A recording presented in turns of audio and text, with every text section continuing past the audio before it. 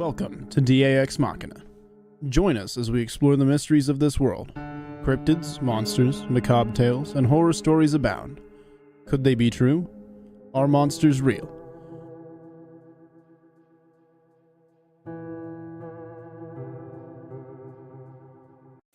Good evening, folks. Thank you for joining us on another edition of Ex Machina. Joining me here in the studio tonight is Robbie Rip Rains, coming to us from South Crackalaki, out where the hill folks sing, and the big Yep. bears roam. Apparently, He ain't been around for a while, so I think Dad took hopefully his. he's decided to head for greener pastures because that Yep, was a big son of a gun. yep. Dad took his food away, like taking the pacifier away. So he decided to go take his ball and go home. He weaned him, huh? Yeah. Well, it looks like we got quite a few people in the house already. Yep. Chat is flying, folks. Thank you guys for being with us tonight. I was saying hi to a lot of folks in the chat, but now that we're live, I'm not going to be able to type quite as much. But thank you guys for being here. Thank you guys so much. We got a lot of people in the house already. Angel and Casey's here. Kevin's here. General Dalton's in the house. Hey, Roxanne. Miss Lene's here also.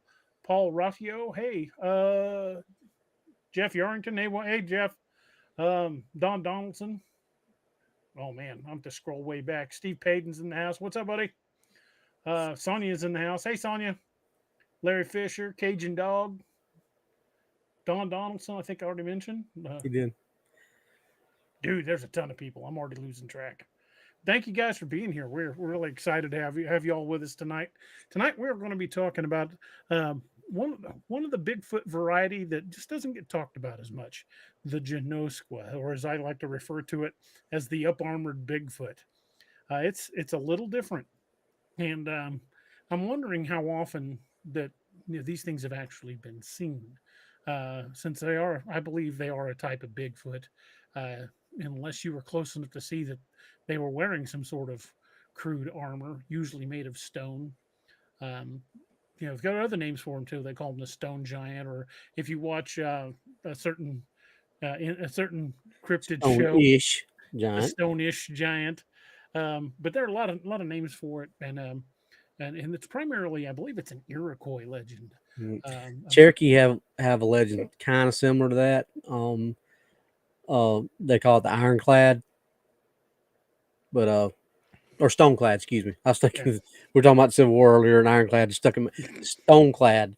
But it's basically the same thing, but instead of like the Genoskwa that kind of rolled in the mud or tree sap or whatever, stuck it to them, supposedly the stoneclad were actually making like the basically like plate armor, I guess, because they were weaving stones into like a rack and hanging it over their chest. Like weave reeds together and make Yeah, and stick the primitive plate stones in. carrier. Yeah, basically, That's kind of cool. you can call them the tactical Bigfoot. Tactical up armored Bigfoot. Yep. That's kind of funny. But still, I mean, that shows a tremendous level of intelligence. I mean, look at the sandals that were found in Lovelock Cave. They were woven from reeds, and they were like 22, 24 inches long. I mean, that's clearly not made for a normal human-sized foot. So if these things are smart enough to where they can weave, or like N.K. Davis was saying that he believed the Patterson Gimlin, she was carrying a parfletch. If they can make crude things like that, like Native Americans used to, hundreds of years ago, it's not beyond the realm of possibility that they could make some sort of crude armor. I mean, Native Americans made it out of bone.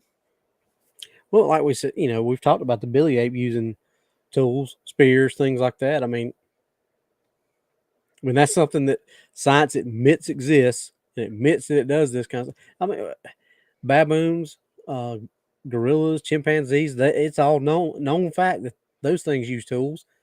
Mm-hmm. I don't understand where the disconnect is with people saying, "Oh, well, they couldn't use stuff like that." Well, couldn't they? They have an opposable thumb. Well, one of the things that the Iroquois said that was very distinctive about the Genoskwa was having a rancid odor that came from their armpits. That was described as being, something along the lines of rotting meat or dead animal or skunk smell. But gorillas do that. The Native Americans are talking about something that we know for a fact happens in large primates. Like I said, there it is. Gorillas do have a musk or scent gland in their armpits that does put out a strong odor, and they do it as a territorial thing. Northwoods is on the board. Northwoods is on the board, huh? Yep. What do you say this time? Even a mentally challenged creature like my ex can use crude tools. Ba-dum-dum-sh. Northwoods, were they battery powered? Oh, I'm sorry, bad, Doug, bad. Bad.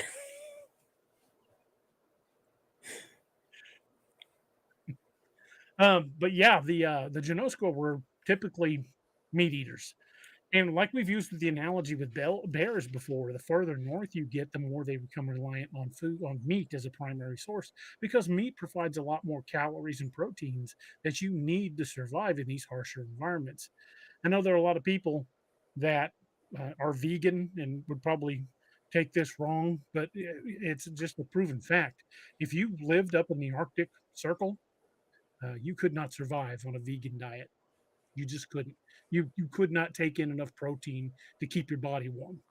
Well, it's hard enough to survive on a vegan diet when you've got all that stuff around you. I mean, because your body.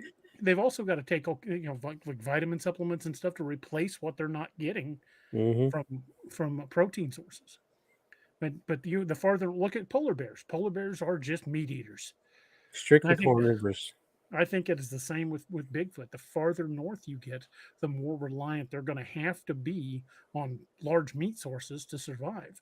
And I think that's why the accounts we get out of Alaska and parts of Canada are far more aggressive than a lot of the ones we get down here in the lower 48.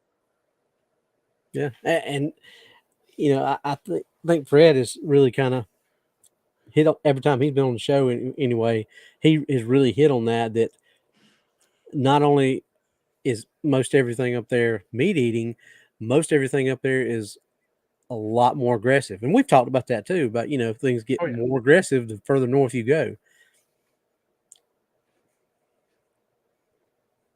You're right. The polar bear does see humans as a food source. That's proven.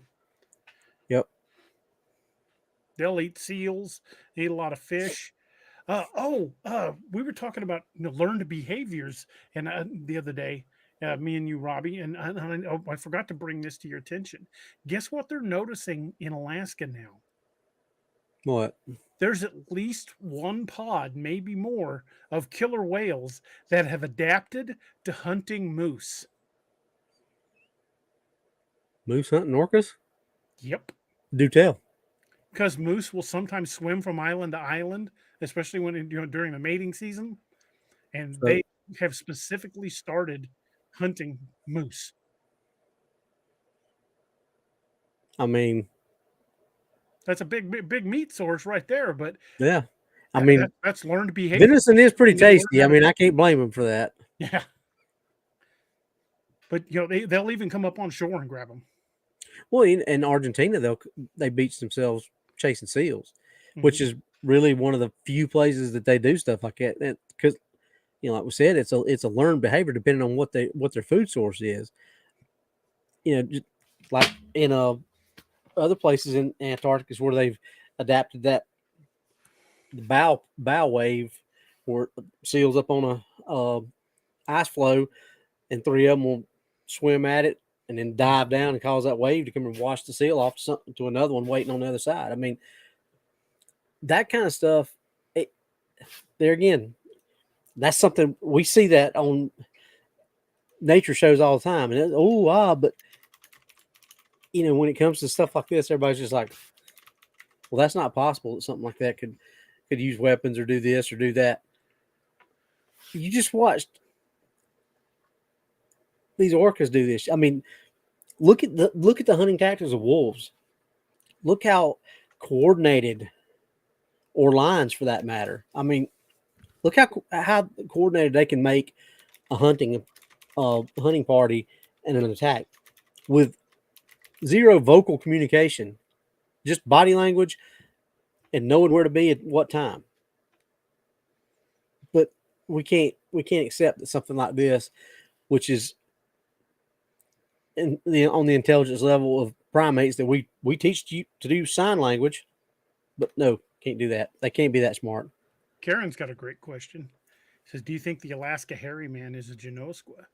I think it's possible. I think they're either Genoskwa is a specific subset of Sasquatch that just learned this new behavior, much like what we were talking about. This one pod of killer whales is now hunting moose. It's either a specific subset that has learned to do this, or they're a particularly aggressive northern variety. So I would say, yeah, that it's a very high likelihood that what they're dealing with, what they call the hairy man, or what's the other one? Other word they call it? Well, I don't know if you throw the Kushtaka in there, because that's got several different. Yeah, the Kushtaka is not what I was thinking of. Yeah. There was a word and I cannot for the life of me think of it. But I think it's entirely possible that at the very least the Alaskan variety shares that high level of aggression. But I don't know that I've read any actual reports of them having some kind of armor in Alaska. But I can do some digging, and I wouldn't mind bringing that up with Fred Roll.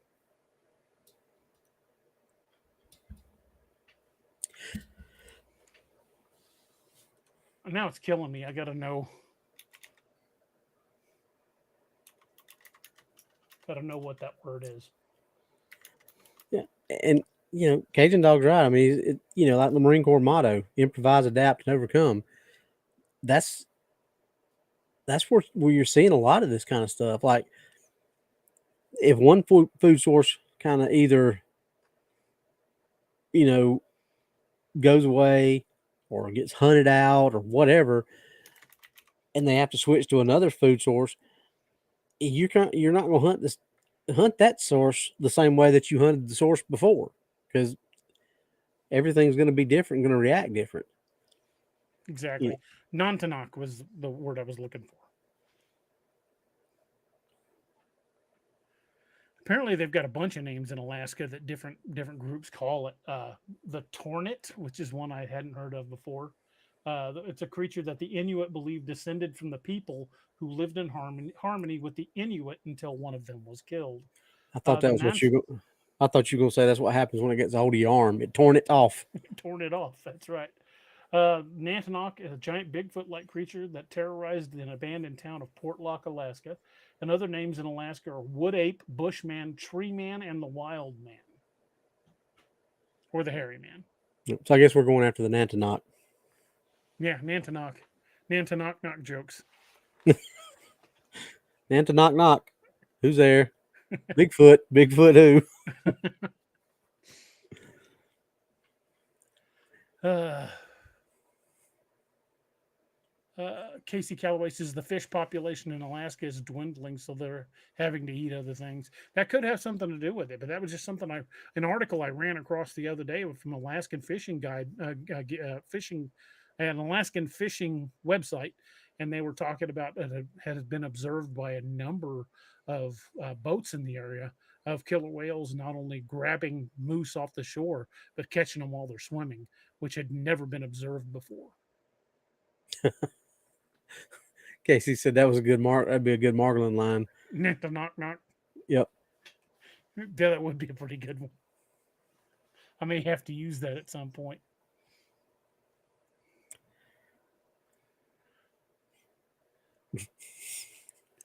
Oh, Margolin.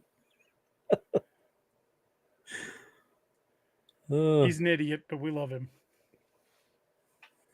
You heard old Lord of the Rings over there? As of yet, nobody has. I've had a couple people send me messages laughing about him always packed for dragons, but nobody has said the other line. I'm waiting for it to happen. Anonymous gifted 5 memberships. He gave him thanks, Anonymous. You are awesome. Give to Moonchild, Susan Reinerson Dahl, Ed Peak, Northern California Cubs fan, and Mark D. Anonymous, thank you, dude, and congratulations to the winners. That's awesome. Casey says seeing an orca take a moose would kind of tightening you up. Yeah, I'd be like, Yeah, because moose ain't small No. creatures, but neither is a 30-foot full-grown male killer whale either. That's a fact. It is a touch bigger than a moose. A Yeah, moose is just a big animal. because I've always loved killer whales. That's always been one of my favorite ocean-going predators. Um, and I'm not trying to trigger anybody with the SeaWorld thing, but I wanted to go to the SeaWorld at least once and see one of these animals up close.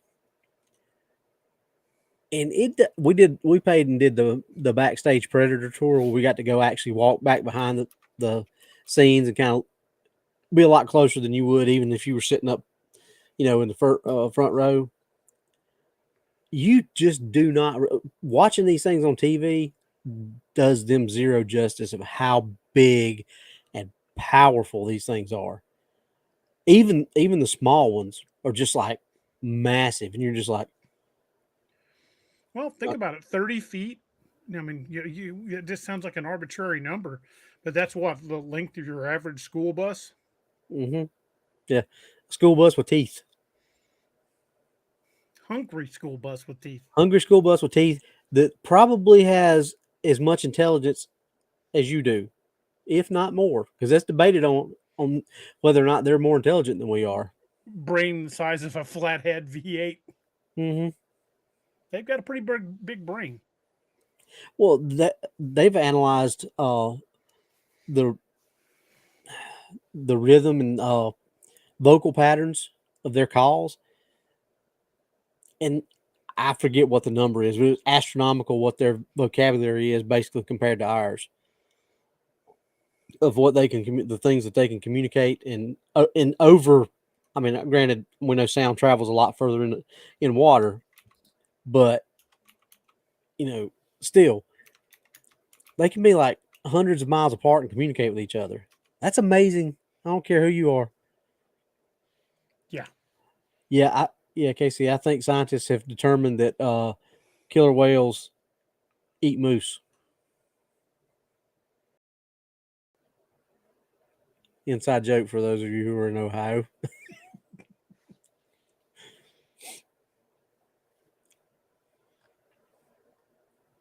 Well, the thing about that, but with getting back to the Genoskwa, the thing about that is, you know, I'm not sure how to really substantiate, how to differentiate. No, I didn't mean substantiate, but how to differentiate a Genoskwa sighting from a Bigfoot sighting without them, spotting the Well, actual.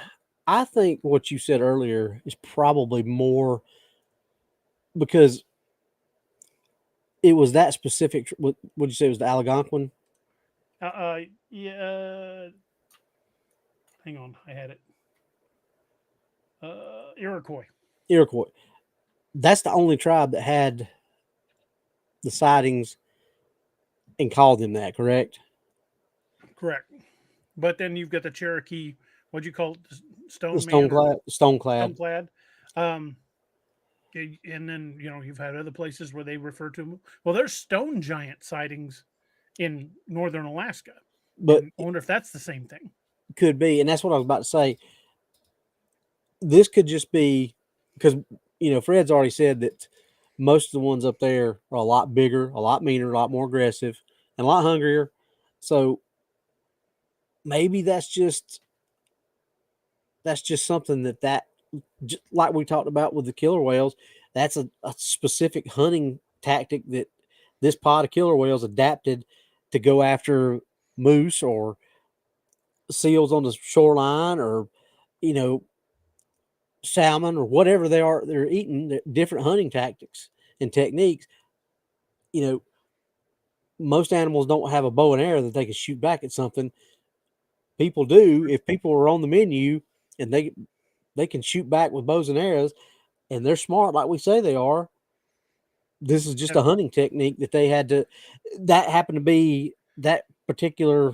bows and arrows of the time were stone tipped, Yeah, so they would snap, with on a thicker stone. yeah. And that So was a lot of the Iroquois tales were these things coming in and taking women, children, even men out of Yep. the villages, sometimes raiding an entire village and either eating them on the spot or carrying them off to be And feasted on.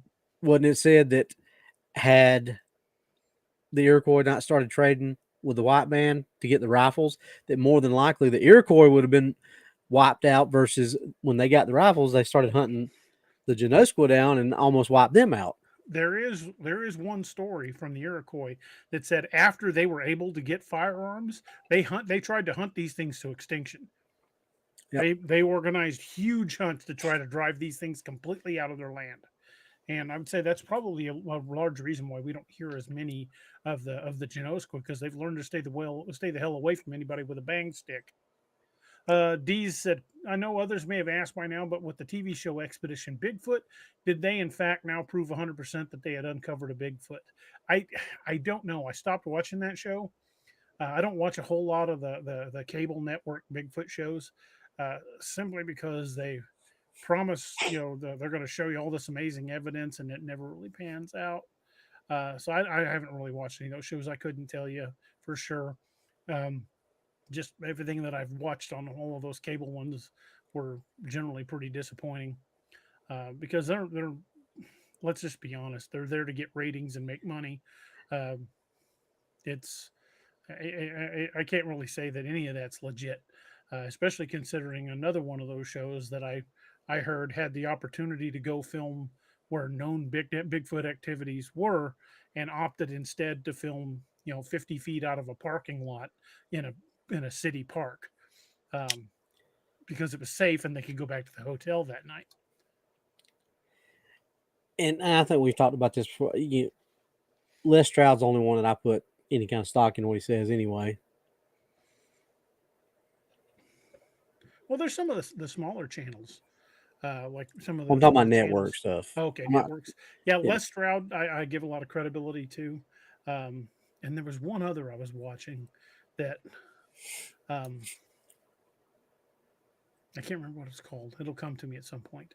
But there's some YouTube channels that are doing some astounding stuff. Mountain Beast Mysteries. I love that channel.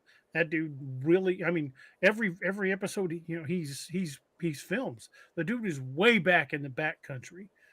So he's one of those guys that is truly out on the cutting edge of things, because he does go out and look.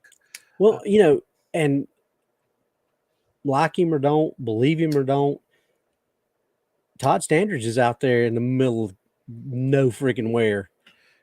I think Todd Standing originally had good intentions, but I think he ruined his credibility. And that I'm not going to say whether I believe him or not.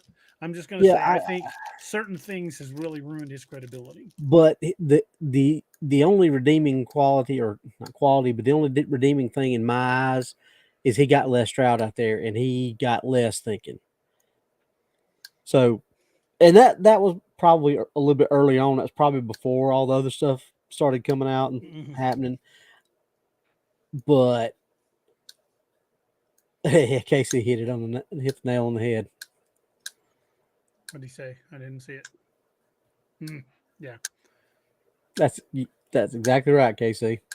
But yeah, I think getting Les out there and taking him through his, because Les was even like, yeah, this is out in the middle, the hairy middle of nowhere. Something happens out here, and these things really do want to get you. You're screwed. Because he does. He goes out in the middle of nowhere. So I like I said, like him or don't, believe him or don't, at least he goes out and goes deep in the bush looking for stuff. Little Patty said she's having trouble hearing me. David Neal had a great comment. He said they're hidden deep in the woods. Who knows? They might be in areas where there's hidden populations of prey species, possibly even relic populations of megafauna up north that people haven't been able to get to, surviving till today. Well, here's an interesting thing about the Genoskwa. Oops. Here's an interesting thing about the Genoskwa. They were noted by the Iroquois for killing. They would attack and kill in the villages. They were noted for killing by twisting off the heads. Where have we heard that? Moss Mountain, in the uh, Nahanni Valley, Nahanni Valley. What was the one that was the Superstition Mountains in Arizona. yeah, the Okefenokee. Was The it Okefenokee or Okeechobee? We always Okeechobee. okay. I knew we always said one. It was actually the other, so that's why I said them both.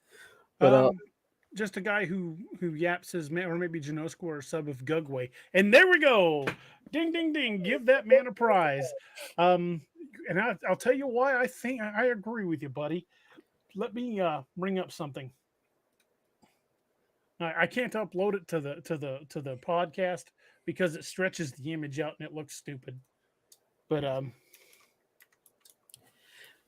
well, while you're doing that, I mean, think about the Beast of Seven Shoots that Jessica and I did that show on.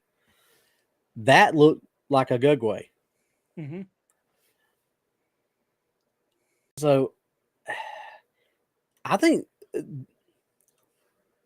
if that is, sightings of those are on the uptick. You know, I've been saying that exact same thing, and I think sightings of a lot of things are on the uptick. I agree, but you know, dude, well, I'm you know, years ago, but not even that long ago, like say 6-7 years ago, if I went out someplace like the Mark Twain National Forest, if I went up to Bennett Springs looking for something, I was few and far between. I would even find tracks, but how many times have we found dismembered deer now? And that's all. Yeah, at least that's all. That is all within a year's time. I mean, we found so much activity here lately. It's kind of mind blowing because other than that time we went to Joe Bald when it was so freaking hot, we've had activity literally every time we've gone out. Yeah. I mean, hell, even when we went down to Smittle Cave, we could hear stuff off down the valley, but it never got close. You mean Moon Valley? Oh yeah, Moon Valley. We could hear things responding, but it never got close to us. Let me share this image. I will bring this up, and this is why I think we're on to something about the type of Gugwe. Look at the snout. That is not like a primate face. This is an image based on the Iroquois' descriptions from the stories. I don't know who the original artist was on this, but it doesn't have a flat face like a primate. It's got a snout almost like a chimp or even a bigger like a mandrill, but it's not quite as pronounced. I think these things may be somewhere between Gugwe and regular Bigfoot, like maybe a hybrid or an offshoot of the Gugwe. Dude, I think it, and I know we keep using the example and we're beating it to death, but bears, how many, and not just black bears, which you said there are 19 subspecies, how many different kinds of bears are there in the world, and how different do they look from each other, but you can still tell they're bears. Right. And same thing with sharks. How many species of sharks are there, and how vastly different are they from each other? But there's certain body aspects that you can look at that and say, yep, that's a shark. Yep, that's a bear. I think it's just regions, what they've adapted to hunt and eat on, whatever. It's adaptation, plain and simple. That's I can't put it no plainer than that. I think it's all one big umbrella that has, just like all these other primates, how different does a chimp and a gorilla look from each other, and then how different do they look from an orangutan versus, the billy ape versus mandrills versus I mean, they're all in that same category, but they all look vastly different from each other. well, I think it's the same thing. Let me share this. I'm glad you brought that up, because if this thing was actually known to be in Missouri. This was the short-faced bear that roamed Missouri. And when we talk about how deep the Mark Twain National Forest is, it's possible there's still some of these things out there. I mean, we're talking, almost 4 million acres, like 3.5, 3.6 million acres. I mean, that right there is look how tall that thing stands next to a polar bear. Yeah. the movie Grizzly was, they called it Grizzly, but it wasn't actually a grizzly. It was a short-faced bear. Yeah. When you look at these things, it is just absolutely terrifying. How big that thing was. I think it would be the size of a mid-sized SUV. I mean, on its hind legs, it's probably standing every bit of 19 to 20 feet tall. Well, polar bears are what, 16, 17 feet? Yeah, a good sized polar bear it'd be easily 14 to 16 feet. And grizzly bears usually cap out around 12, but there have been rare ones found in the 14 to 15-foot range. Lene and David. Oh, hey, it's Kodiak. Yeah, it's Kodiak, exactly.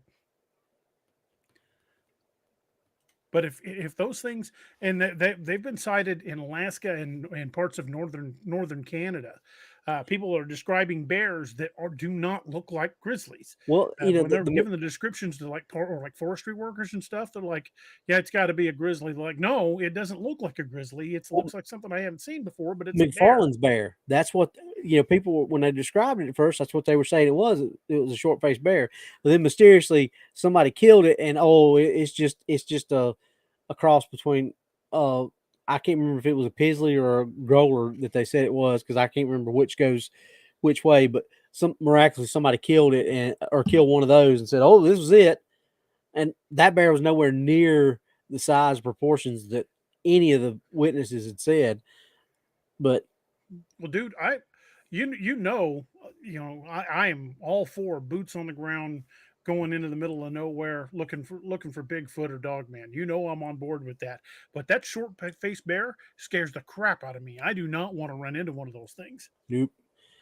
I don't want to run into a regular grizzly or brown bear, or even a black bear. There hasn't been a grizzly sighting in Missouri since right after the Civil War, but that doesn't mean they ain't here. The past couple of weeks, when I go outside in the morning, my Glock ain't in my holster until I get in my patrol car, because that big son of a gun has got me on edge. That bear your dad caught on camera, he was probably every bit of 600 pounds. Oh, and yeah. That is a big bear. Yeah. I don't mess around with bears. Yeah, and I know people are going to look at me and you think, how can you say you're going to go after a Dogman or Bigfoot and be scared of a bear? Well,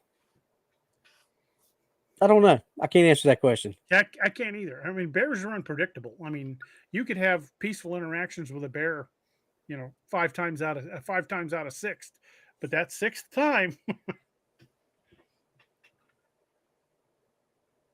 why it says so no Kodiak in bear form. As long as I knew it was Kodiak, yeah, I'm fine with it. But one of those bears in the wild, yeah, we probably ought to be unassing the AO pretty fast, because I would definitely give them, as much leeway as I would a pack of Dogmen. Well, the only way if it's Kodiak, he's going to turn to you and say, "What's up, little man?" But if he turns to you and says, it's not Kodiak. I know that was a horrible bear growl, but Yeah. If it's Kodiak, you just tell him to put some pants on. Yeah.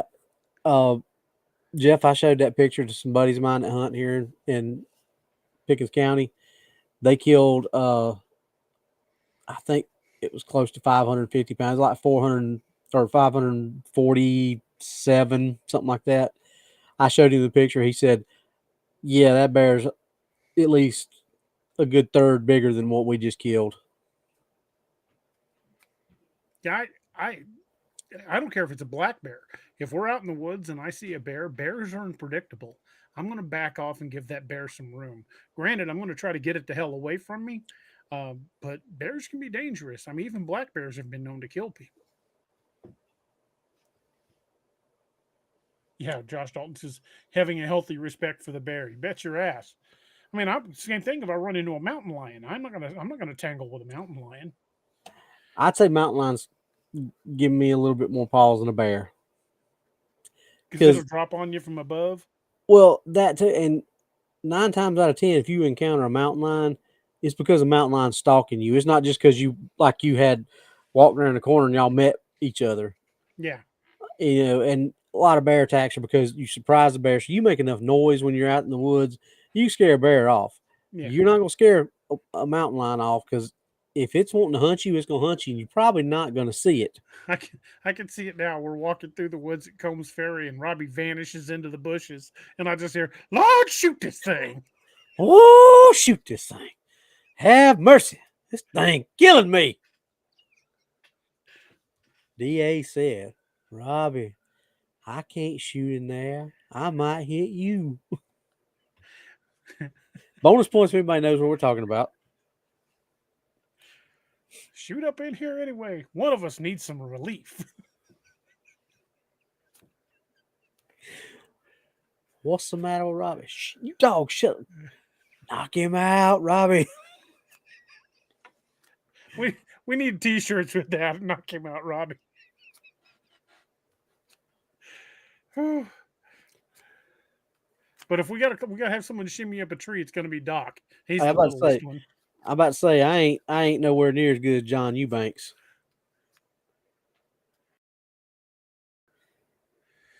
Steve Patton says, if you climb into your tree stand and come face to face with a mountain lion, or did he say lynx? Jerry Clowers. Yep, somebody got it. There we go. Yep. C. Davis, Jerry Clower, the coon hunting story. Kodiak, that's Ken that makes the knives. I'm getting ready to start making them, but I haven't made any yet. I engrave knives right now, but Tyler and I are getting ready to start making knives, but we hadn't made any yet. Hey, well, we're at the bottom of the hour anyway. Why don't you take a couple minutes and just tell us what you might have planned for the coming not so distant future? Well, hey, you're customs. You're as much a part of that and a reason for that conversation happening as anybody. So take a few minutes. DA and I were talking, was it after last show? Mm-hmm. Sunday night. Yeah. Yeah. Sunday night after we got done reading. And when I first started Lone Wolf Customs was originally supposed to be a forge. I've got a sign hanging up in the shop that says Lone Wolf Custom Forge and Knives. That's what the original plan was. So I got into the woodworking to kind of help buy stuff for the forge, but the woodworking just kind of took off, and then the laser came in, and it just, I really hadn't had time to stop and look back. So Tyler and I, my Taylor's boyfriend, most of y'all know Taylor, my daughter, but Tyler and I were talking, and Tyler actually knows how to make knives too. And we got to talking. We're like, I've got the garage out there. We just got to get it straightened up. I've got everything we need. So me and DA were talking about it, and a couple of ideas just started formulating. And the plan is that we're going to make some knife lines and hatchets and tomahawks and things like that based on the characters in the books. Like an Arkansas toothpick called the Widowmaker for Declan. Maybe a Roman gladius called Gideon, or for Gideon, or maybe was it the Baratus? Is that what the Baratus is the Roman battle cry? Maybe a gladius called the Baratus for Gideon. Viking style tomahawk or hatchet, however you want to call it, named Fenrir for Jed / Fenrir. Two versions of the Fenrir, a Native American version and a Viking version. Yep. Because the Native American version would be when Gray Eagle was Fenrir. So there's endless possibilities with this. So, and laser engraving stuff on the handles and on the blades and all that stuff. So there's a lot of possibilities. So would that be? I guess what we're getting at is, would that be anything that y'all would be interested in? Knives and blades, and even we even talked about incorporating the new fantasy series into it. Now, obviously, those are going to be a lot bigger and more intricate, and if you started adding Balkus and stuff to it, but yeah, which would be pretty badass. Yeah. Sonia, yes, the new one, new and the old fin rear, one of each.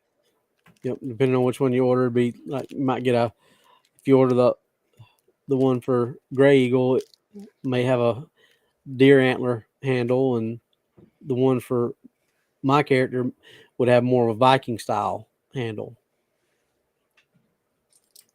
Something kind of like this, probably.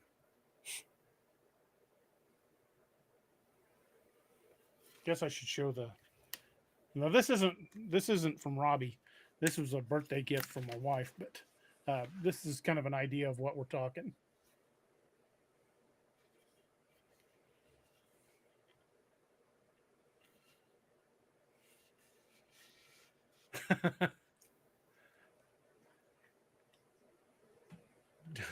Josh Dalton said, "Shut up and take my money."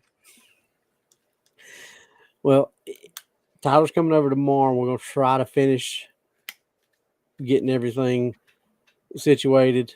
Hopefully by next week, we'll be forging. Because we've got everything right now that if the garage was straightened out and ready to go, we could be in there forging right now. We've got all the metal, we've got forge, we've got anvil, we got 2 belt grinders. We've got everything we need. It's just getting the garage set up and fixed the way we need to. Now we're going to have to do a few little things here and there as far as like, making a few workbenches and things like that. But that's not anything that's going to stop us from forging, because we got places to set everything now. We got welders, we got drill press, we got everything we need to get started. So you just need to know if that's something that would interest people.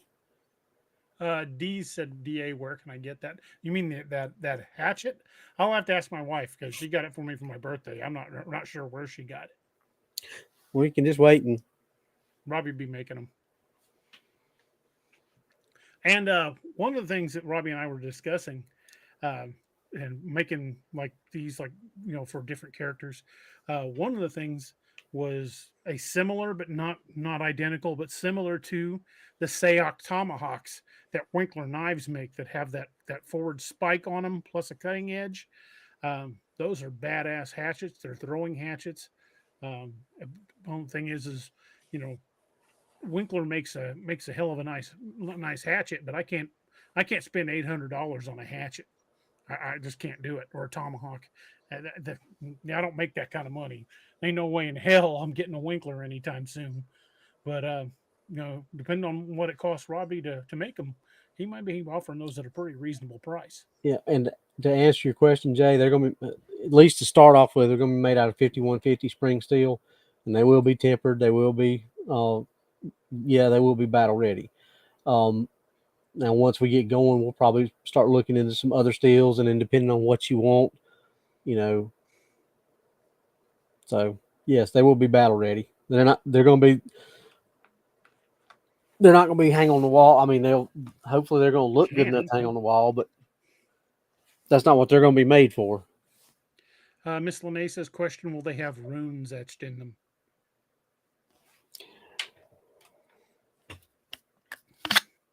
I mean, like those runes? Yes, they will have runes etched in them. Anonymous says, Kydex sheaths. I mean, like these Kydex sheaths? Yes, we've already. That's the only one of the few things that we got to source out, because I don't have one of those. We got to build us a Kydex press. You can get the Kydex fairly cheap to make the sheaths. You just got to make yourself a press. I mean, you can buy one, but there's no sense in buying one when you can make it. That's all you need is a few little things to make them. My sergeant at the police department, when he was at Sonoran Desert Institute, he had to make a couple of nice sheaths, and he made one and did it in his office there at the police department. They're not hard to make at all.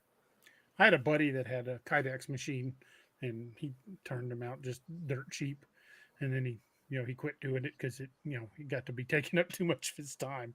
The guy I worked with at the sheriff's department. Anonymous says, shut up and take my money. Well, hopefully this time next week, Robbie's probably going to be starting. Yep. So hopefully I'll have some stuff to show y'all in the next little bit. I said, Tyler's coming over tomorrow, and we're gonna try to. We got over halfway done with what we needed to do last time he came over. That's the biggest problem right now is like once we get it started, he can come over and forge anytime. I don't have to be here, and vice versa. I'm here, but it's just getting everything because it's taking both of us to get everything set up, and we want to get it set up how we both want it. That way, we're both comfortable with it. We both know where everything's at, and either way, if I'm not here, he knows where everything's at. He can come in and knock out some orders if we have to, and it's not just everything on me, which is one of the main things that I'm liking, because like with the laser stuff, I mean that's all me. I have, and that's why sometimes it takes me a long time to get y'all stuff out that you order, because it's just me. House says you can recruit child labor from school. House in the house. Yep. That's funny.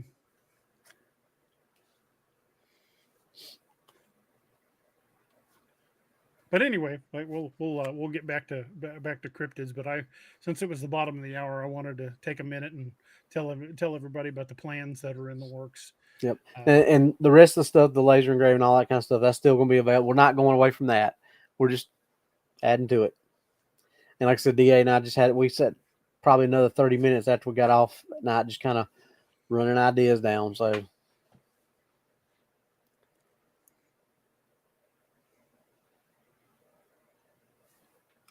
Yeah, I'm running a sweatshop all right, but it's me sweating. Maybe not so much in the wintertime, but when summer rolls around. I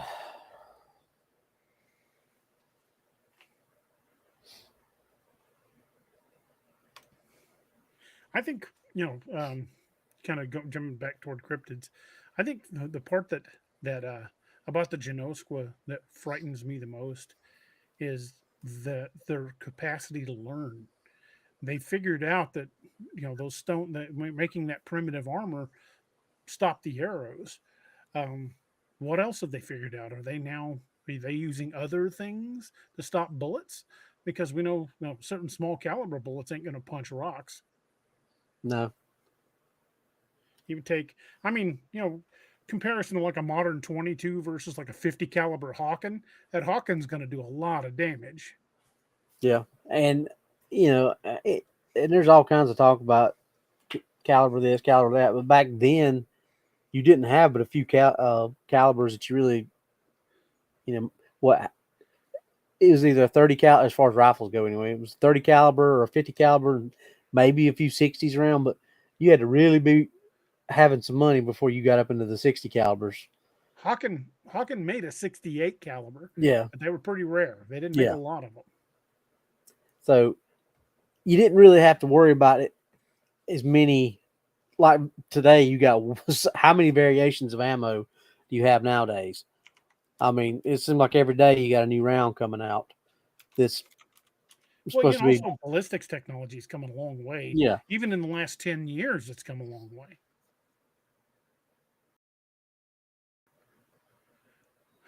K. Bauer says Bigfoot carrying a scar. Yeah, that's kind of a terrifying thought. Cole L said the sheath's going to be able to attach to Molly system or newer systems. That's the plan. Can be just like the Kydex that you get from Scallywag. They'll be attachable to Molly's and other tabs. But the thing that I want to do though is I want to make them easier, because most of the sheaths has got those little, and I can't ever remember what you call this type of clip.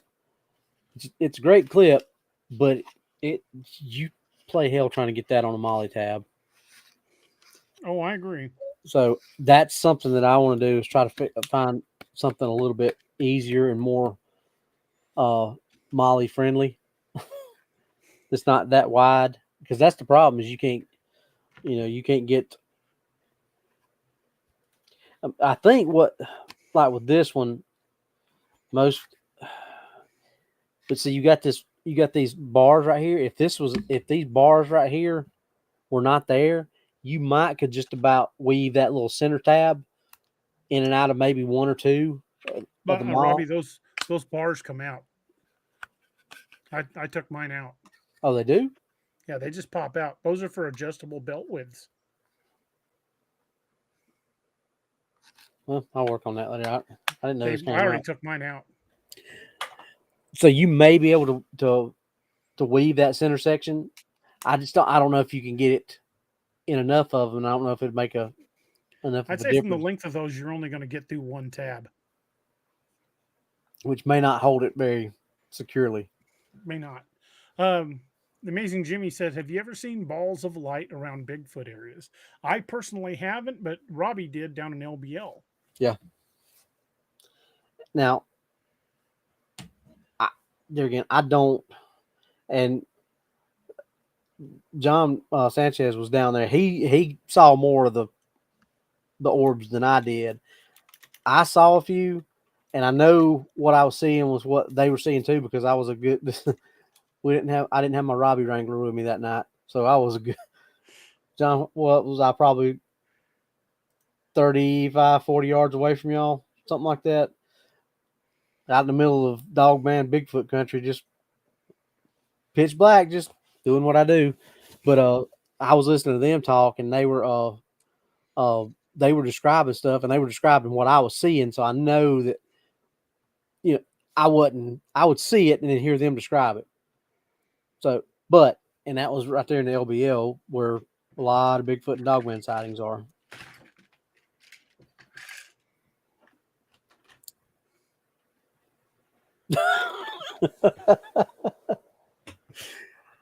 Be nice, Johnny. It might be accurate, but we probably shouldn't say that. Oh, it's definitely accurate.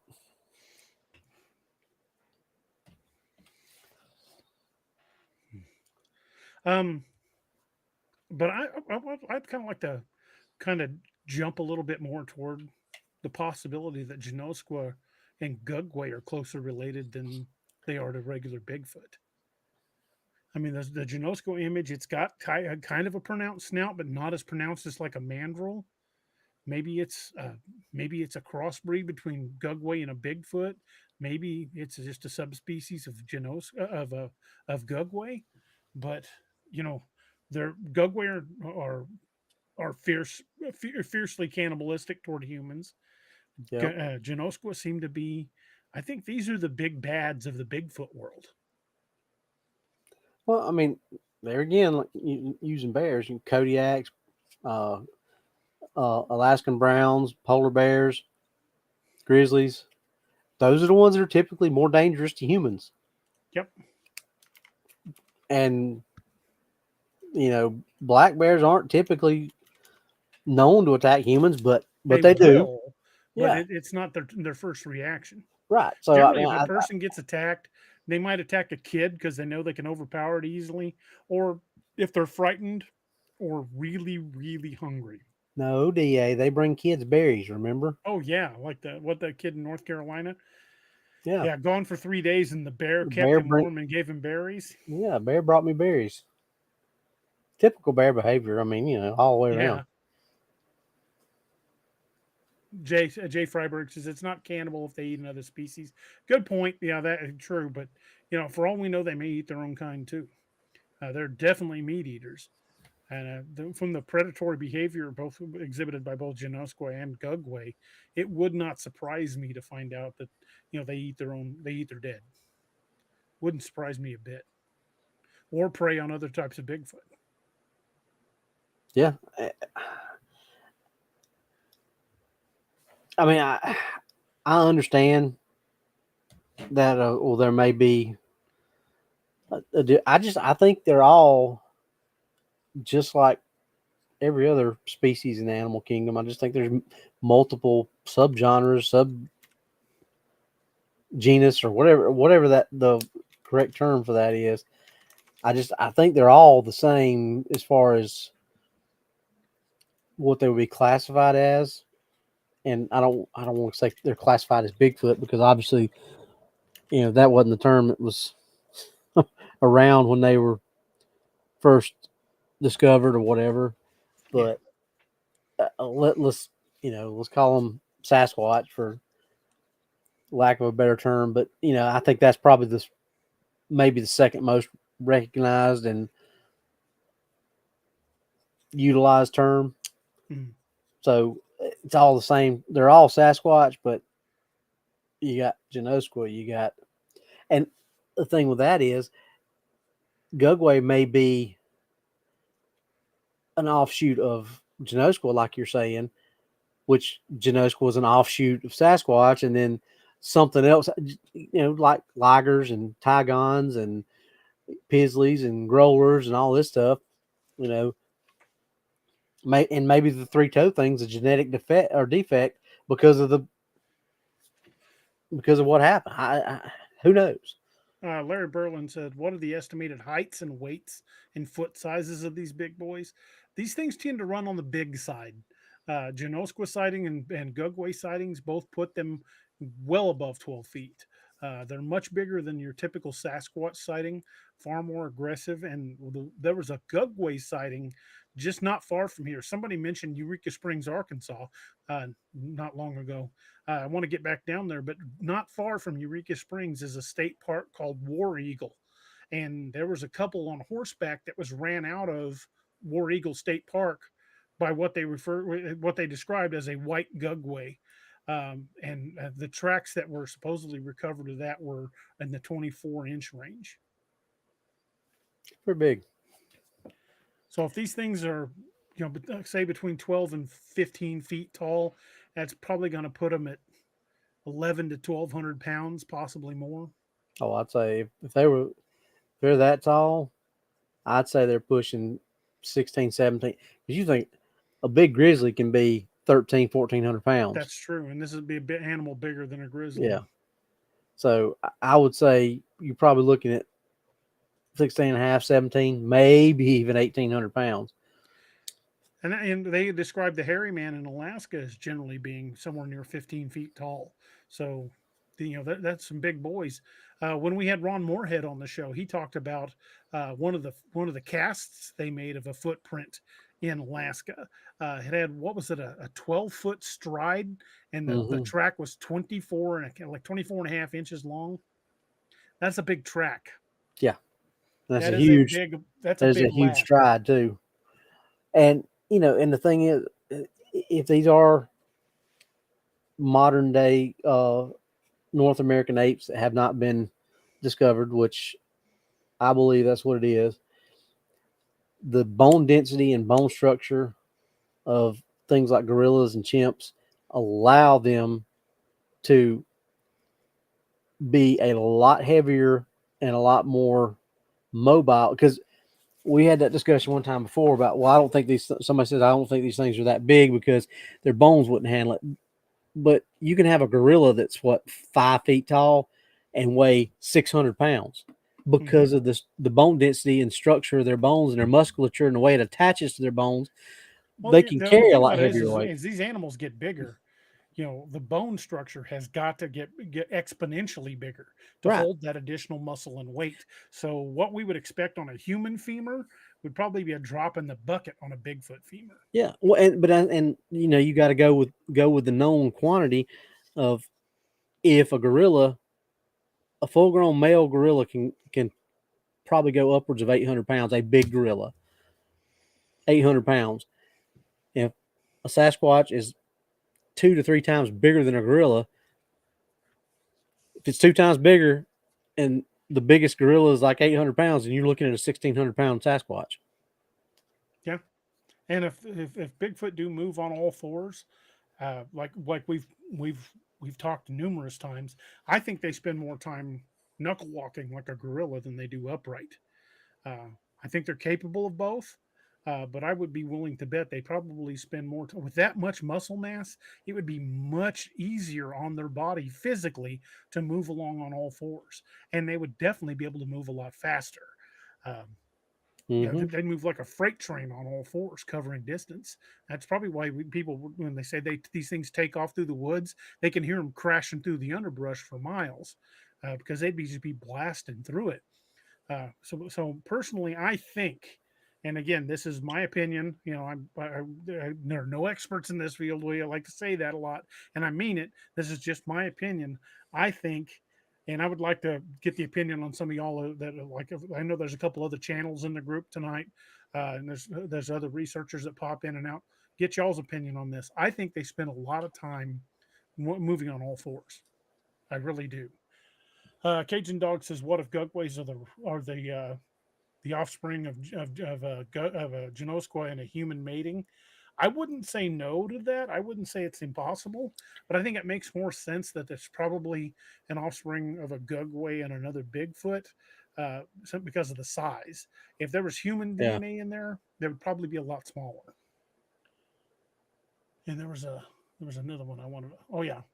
Um, Judy Wheeler said, "I was just going to ask what you thought about on Arkansas. There's a lot of fantastic sightings down in Arkansas. Heck, Wyatt Estes, who's here in the chat, Wyatt's from Arkansas, and he was just telling me about an account that happened a number of years ago down near Eureka Springs, where some folks got their dog slammed against the side of their cabin. Dog survived, but I'm going to guess it probably wasn't in good shape for a while after it got slammed." But there are lots of accounts coming out of especially northern Arkansas. Of course, we've got Fouke, Arkansas, from down in southwestern Arkansas. I think there's a lot of Bigfoot sightings throughout Arkansas, but especially on the Ozarks Plain.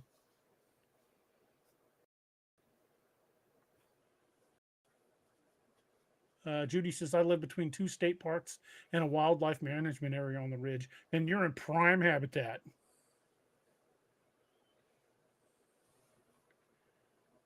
Judy Davis just had to give in and plug their.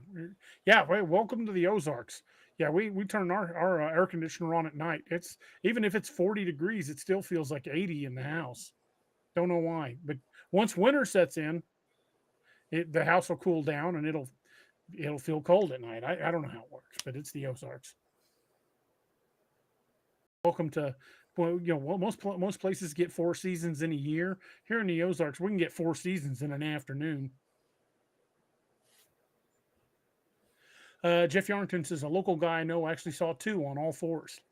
And I honestly think that's one of the reasons why a lot of people mistake them for bears or just don't notice them at all, because I think they spend the bulk of their time on all 4s.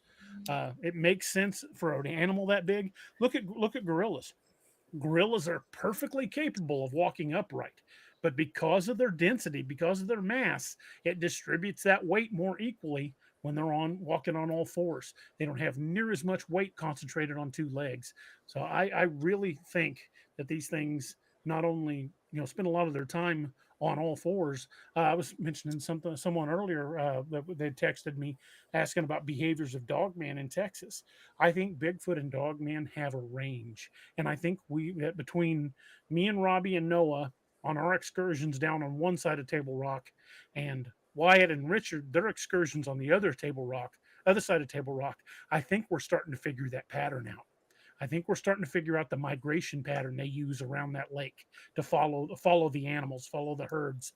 And we're going to I think soon we're going to be able to start plotting when we're going to have activity in what areas, because I don't think they're leaving Table Rock Lake. I don't think they're going far afield. I think they're much like a mountain lion.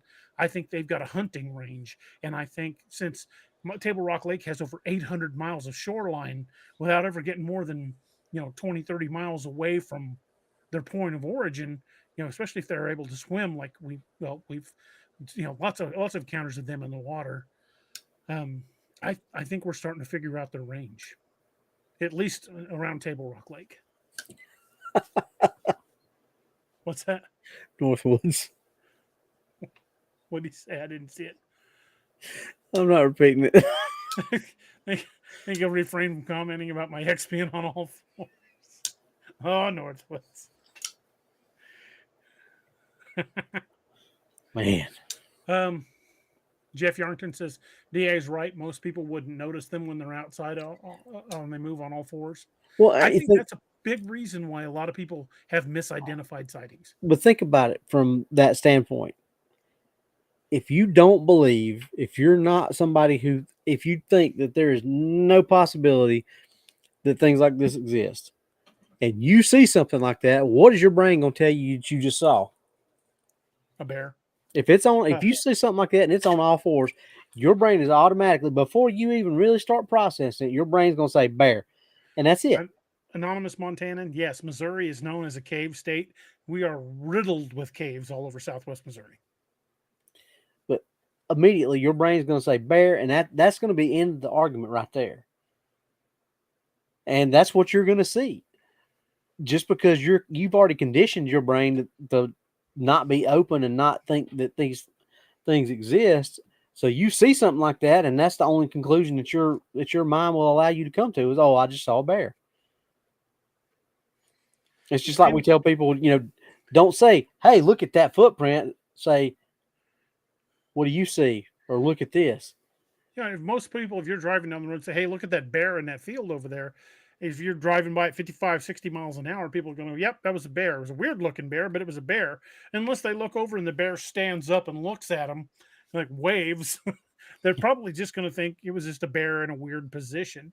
But it's those times when that tree stump stands up, or when it's moving on two legs instead of four. That's the times when you get people that just have that paradigm shift. Hell, I think it was just last week there was another daytime road crossing down near Devil's Den State Park. That's not far from here. Kay Bauer says, DA, like I said in the message, and telling how many have been close to my area. Dude, I think, even people that have spent, the bulk of their life hunting in the woods, how many times that they might have, walked right past one. Guys, so I'm sure there's a lot of folks in this chat who've either been deer hunting or still deer hunt. How many times have you gone out to an area where you've seen deer multiple times and seen absolutely nothing? I'm not saying that's necessarily cryptid related, but something scared them out of that area. And, the thing is, everything happens for a purpose in nature. Nature is not like humans. There's not any, I'm not going over there because I don't like that deer. That deer said something to me the other day and pissed me off, so I'm not going to go around him no more. They don't think like that. So if deer have been in an area for months and months and months, and then all of a sudden they're not there, there's a reason for it. It's not just because they decided, I'm not going to go over there today. Either the food dried up or something new to the area scared them off. Right. I mean, that's especially if there's tons of acorns in that area. Yeah. This time of the year, when the acorns are dropping, there are deer everywhere. If you've got a ton of acorns in your area, you got deer. Last time Noah and I were out at Joe Bald, every time the wind would blow a little bit, it sounded like hail because there were so many acorns falling. There were acorns everywhere. You couldn't walk without stepping on an acorn hull.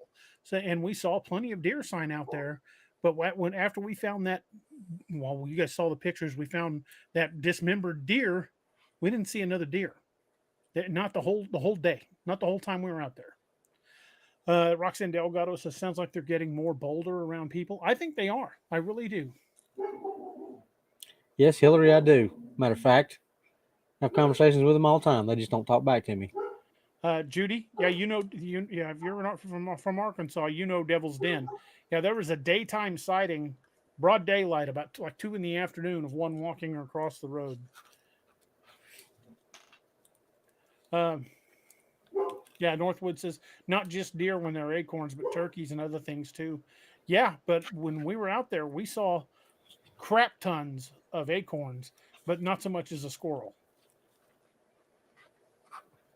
Well, and like I told you when we were in LBL, when we were on the DeMumbers Bay side, we didn't see nothing. We didn't see any birds. We didn't see any armadillos. We didn't see any raccoons, no squirrels, no deer, no nothing. No roadkill, which you had mentioned that. Me and Johnny was talking about it. I'm like, this is weird. And then as soon as at night, though, as soon as we cross over into the other side, we're running into deer herd all over the place, but not just any deer herd. Most of the time you run across a deer herd, what'd you say? Biggest number you Probably about a dozen. dozen deer. There was like 25, 30 deer in this herd. Then they're gathering. Those are multiple herds gathering together for safety. KC had a question for both of us.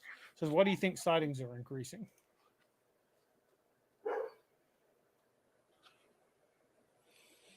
Well, I think we kind of have talked about that at one time, or not at one time, but and I still kind of believe it. Going back to the Black Plague of the 21st century, when everybody was forced to stay indoors and couldn't go anywhere, couldn't go outside, couldn't do anything. And I've used this example before. You watch those shows on Discovery and places like that where, it does not take nature very long to take back over once we're not involved. I mean, you see an abandoned house and, like one day it's there pretty much just the way it was left. And it seems like just like that, weeds have grown up over it. You can't see anything anymore. It does not take nature long to take back over. So all that time, 3 years, I think, what a DA? 2.5, 3 years. 2.5, 3 years that we were not allowed to go anywhere. It don't take things like this long to push back into the areas that. Well, we're seeing deer in town. Just the other night, we went to get something we went to pick up some fast food, and it was just after dusk, and just like 2 or 3 blocks from my house was like 4 deer, and we live pretty far in town.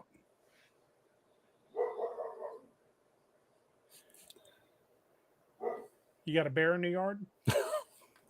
Well, it's just Cap, so I think Robbie's got it. Got it pretty close to dead on there. I would definitely agree with that. I think when nature starts taking back over in an area and the animals start moving back in, your predators come too. And once a predator has established a hunting area, it does not give that up easily. Yep. And sorry, not sorry. We don't have people like Daniel Boone and Davy Crockett and Teddy Roosevelt and people like that went back, that, went in there and did what needed to be done to push things like that out of the places that we were moving into. We don't have people like that anymore. I mean, there are still people like that, but by and large, we're not that type of people anymore. Right. We've kind of lost that aspect of our, well, for want of a better word, of our manhood. I mean, we're not hunter-gatherers anymore. We're not going out every day just to put food on the table, having to hunt and provide for our families. Most people, well, it's sad to say, but if there was a crash tomorrow, a good chunk of the population would simply starve to death, because when it comes to gathering food beyond the grocery store, they don't have a clue how to do it. They don't know, how to preserve food without electricity. They don't know how to plant a garden. They don't know how to, do even the basics of survival. And it's sad that we've kind of lost that as a society, because you never know when something truly bad might happen, and you might have to rely on those skills. Yeah. Anonymous Montanenson says Squatch Zeta viewing hairless monkeys as competition for prey. I think that does happen. Jeff, was it you that was telling me you lost a deer kill? Somebody just a couple of days ago was telling me they had just lost a kid. Kay Bowers was talking to us about it. Yesterday, day before yesterday. That's right. Yeah, it's Kay Bowers. I was thinking it was Jeff for some reason, but they lost a deer kill, and it was a deer that they were pretty sure was down, and that's very similar to what happened with mine. I knew that son of a gun was down, and he never found another trace of it. And that I hear that a lot from hunters. And 99 times out of 100, the hunter is going to go, well, I guess it had more life in it than I thought, and I just lost that one. Nothing I can do about it. I'm just going to have to go back to the stand and wait for the next one. But, when you lose that much blood in a single spot, and you're finding what we refer to as lung butter, which is chunks of lung tissue, they didn't go bubbles far. In the blood. Bubbles in the blood. They didn't go far. And that's what happened with me. He was down. I saw it when from the point where I dropped him the first time. I found, I found frothy blood, and I found chunks of lung tissue, and I tracked him to where he dropped into a ravine, and I could look down and see him laying there. He wasn't even breathing anymore. He had collapsed. By the time I got down to a spot where I could crawl down into that ravine and got back down to where it was gone, and never found another trace of it. He went down that ravine. He was like, "Uh-oh." Thank you, Emmy.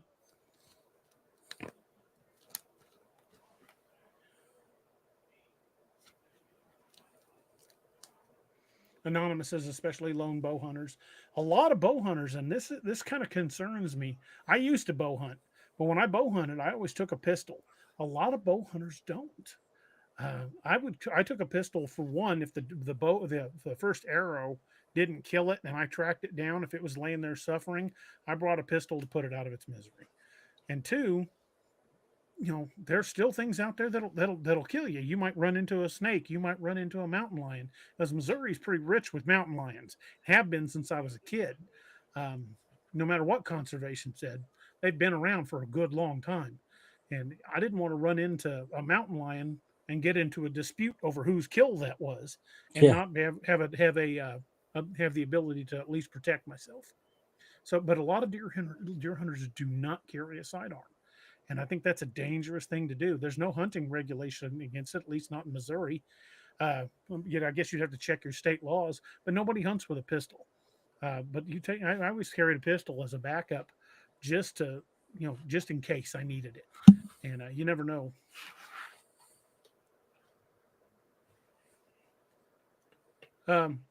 Kay Bauer says mine was just two little spots of blood, but the dragging told me it was disabled. Yeah, if it was dragging its legs, you'd done damage.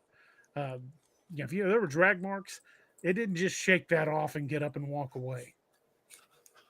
Oh, just a stinger. I'm good.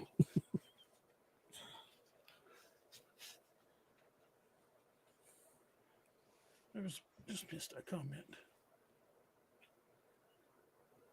Cajun Dog says, a cousin shot a hog and trailed it to a tree, and it was just gone. No tracks or anything, he said.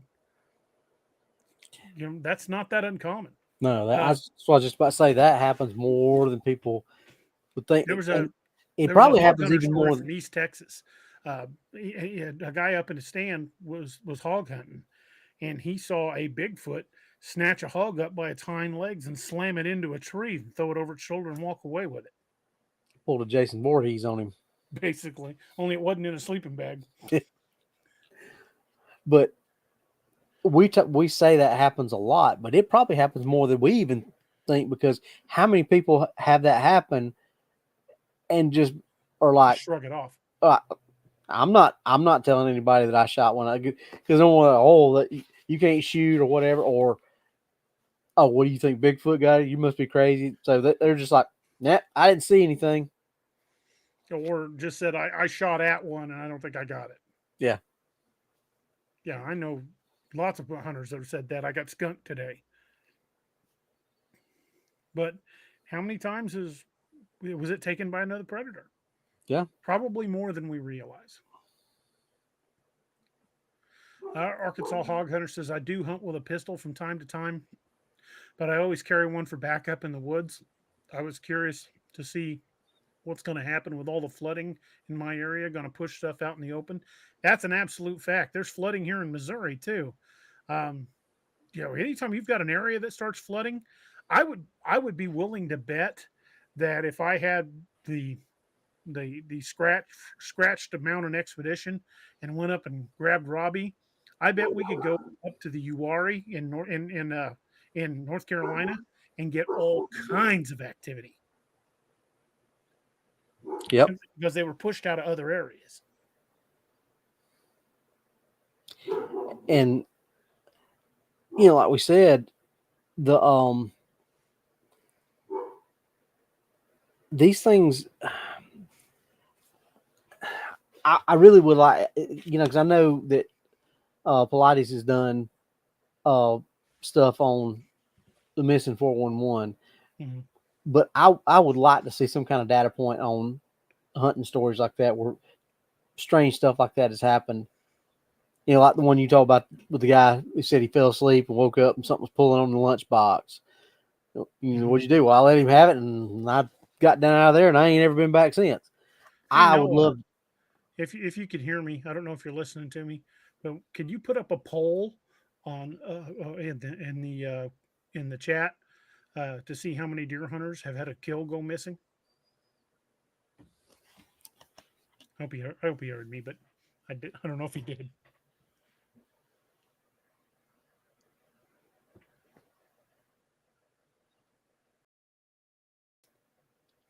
Because I mean, I think that's a data point that kind of gets overlooked. I would agree.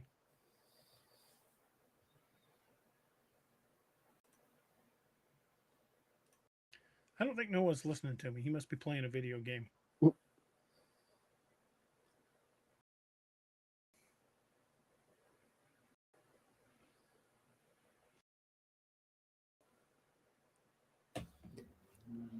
Greg House says he's had 6 stolen.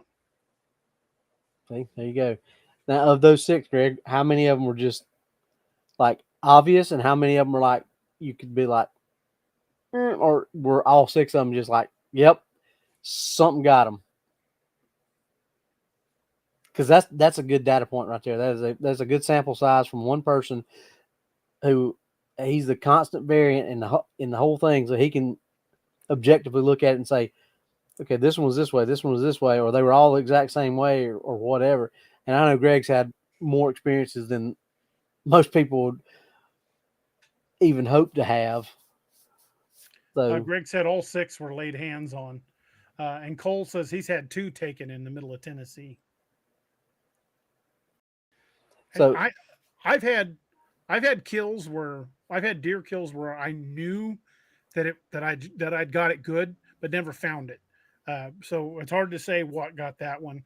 I've had ones when I was confident that I made a good shot, but never found the deer.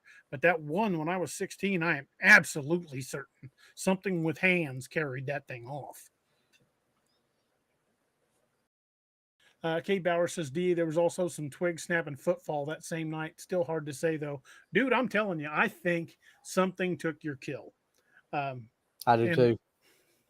And it, from the way you describe it, if it had been a bear or a mountain lion, there'd be drag marks.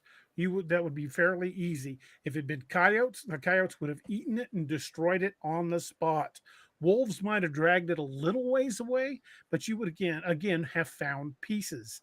Only two Lots of things I blood. can tell. Yeah, and a lot of blood. Only 2 things I can tell you for certain in the woods that will carry off a deer without leaving drag marks: a person or a Bigfoot. It's got to take hands. Well, dog man, but Squatch, the porch pirates of the woods. That's funny. That's funny, but that could be true. KC Calloway, he says a lot of it may not get reported because they're self-conscious and think they did something wrong.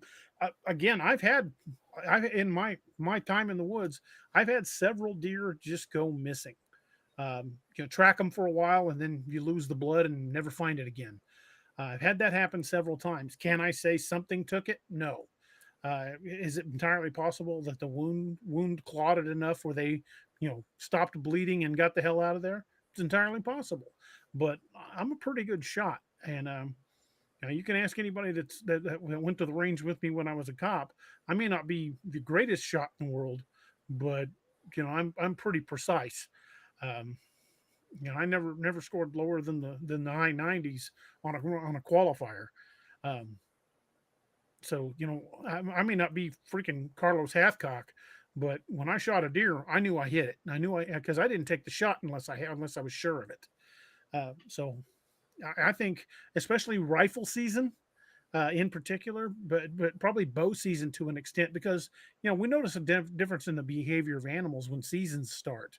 The animals seem to be aware of when the danger is around, but when especially during rifle season, a gunshot in the woods during rifle season is pretty much like ringing a dinner bell. especially if it's a Sasquatch that's just waiting for you to drop one.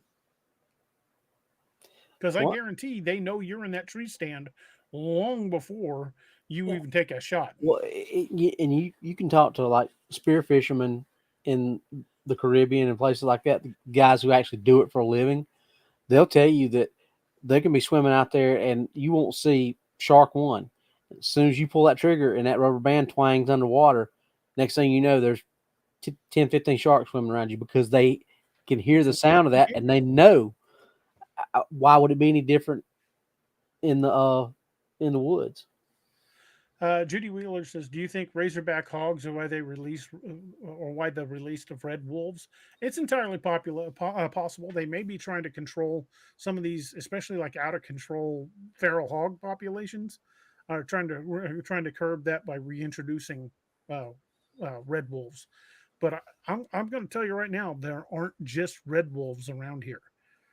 There was a night that me and Noah, Robbie, were you with us when we heard those howls? Seemed like I remember. They were on the far side of the lake from us, and those were gray wolf. Those were timber wolf howls. I think so, but it could be just that you tell me about it, and I'm remembering it that way. Time we were down in Joe Bald, we heard the howls on the other side of the lake, but we couldn't record them. That first night we took you to Joe Bald, Yeah, or it might have been the night me and Doc were down at Joe Bald. I can't remember, but I know it was me and somebody, and I think Noah were down there, and we could hear timber wolf howls on the far side of Table Rock. So I know for a fact there are timber wolves down there. I don't give a crap what Missouri Department of Conservation says. Don's right. Be like ringing a dinner bell.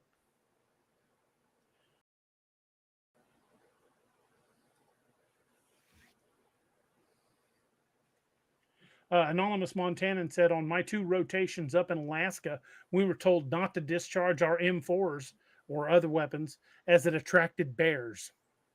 Large predators have learned that behavior, that, somebody firing a rifle, they're firing it at something. And if it's a hunting season, they're going to come look. There was one of the hunting guide channels that I watched. They were talking about a group of hunters that went on a moose hunt in Alaska, and they dropped a large bull moose. And before they could even approach it, it had already been jumped on by a grizzly bear. And the guide's like, let him eat. We're just getting the hell out of here. You don't want to get close to that. We'll go somewhere else and not. Cajun Dog says 2 different sounding howls. Yeah, red wolves and timber wolves do not sound alike. Mm-mm. There you go. Perfect example. 2 wolves, 2 different types of wolves that you can look at them both and tell they're both wolves, but the howls are completely and totally different. Well, it's the same thing with owls. You get species of owls that have vastly different calls. And I tell you though, you want to see a group of people scared out of their damn mind, is take a group of people that grew up in the city out camping and let them hear a screech owl for the first time. Whew. There were some folks ready to abandon camp and just go home. Like, calm down. It's just an owl. That ain't no owl. That's an owl. It's a screech owl. Wait, he'll do it again. There's some country folks ain't never heard screech owl that turn it's tail a and run. blood-curdling, terrifying sound. But once you understand it's an owl, it loses that edge. But a screech owl is a terrifying call. A little bit off topic, but I wonder why more horror movies have not incorporated that sound. Yeah, because it's pretty blood-curdling. Just a guy who says, DA, doesn't that introduce problems if one were to take down or fire upon a squatch with a firearm? Which is exactly why Robbie and I and Noah, we all say we are not shooting at one unless it's an absolute self-defense. If it's, it or me, and I'm picking me, or if it's coming at Robbie, I'm going to shoot at it then. But we are not engaging one unless it's life or death. If it's over a deer, bon voyage, buddy. Enjoy the deer. Yeah, Cole's right too. A bobcat. First time I ever heard a bobcat, we answered a call. A woman called us to come down, and she heard a woman in in the woods screaming for help. And we go down there, and me and the guys working with, we get out, we go walking behind her house. She's like, hurry up, go in there. She needs help. And by that time we heard it, we both looked at each other and went, bobcat. And we're like, no, man, we're not going in there. But she needs help. No, she don't. That is a bobcat. That is not that's not a woman in there. Are you sure?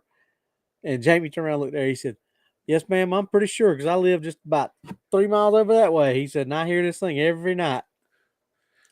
The first time when I was a kid, first time camping when my parents, when I was pretty little, first time I heard a fox, holy crap. Yeah, that's what Johnny was talking about. I was ready to head for the house. Foxes scare the living crap out of you if you don't know what it is. A vixen? Mm-hmm. Yeah, it's a god-awful noise if you don't know what it is. They even made a song about that, about not knowing what it says. You don't remember that crazy song? It was real popular. But what does the fox say? Oh God, yeah. Hold on, I missed a comment. K Bauer says, off topic, but you want to see a funny face? Find the first time Top Fuel Drag Racers attendees just for pure entertainment. I might have to do that. I was freaking my middle son out the other night. We were watching some show, and the guy got shot, and his body armor stopped it. And of course, he bounced right back to his feet and went right back to the fight like nothing. And I'm over there shaking my head, and Nick's like, "What?" So I got up to Google, and I consulted the Googles, and I pulled up pictures of officers who had been hit and what it looks like under that body armor. And I showed it to him. I'm like, that's pretty typical of, if you get hit, you take a round in the armor, what it looks like under it. He's like, oh my God. I'm like, yeah, it leaves a hell of a bruise. Oh, yeah. And it hurts like a bastard. Sonia says, Northwoods DNR is same in South Carolina. They say there's no Black Panthers here, but I've seen one maybe 20 years ago. I've got a picture of one somebody sent me the other day, taken out near Stockton, Missouri, just off the road. Anonymous Montanan. Yeah, well, Robbie's heard Sasquatch imitate owls. I've heard pretty much what I'm fairly certain was a Bigfoot because it didn't sound right and it didn't have that trill at the end. But Robbie, flat out, I guarantee you that's what it was because of the way it responded.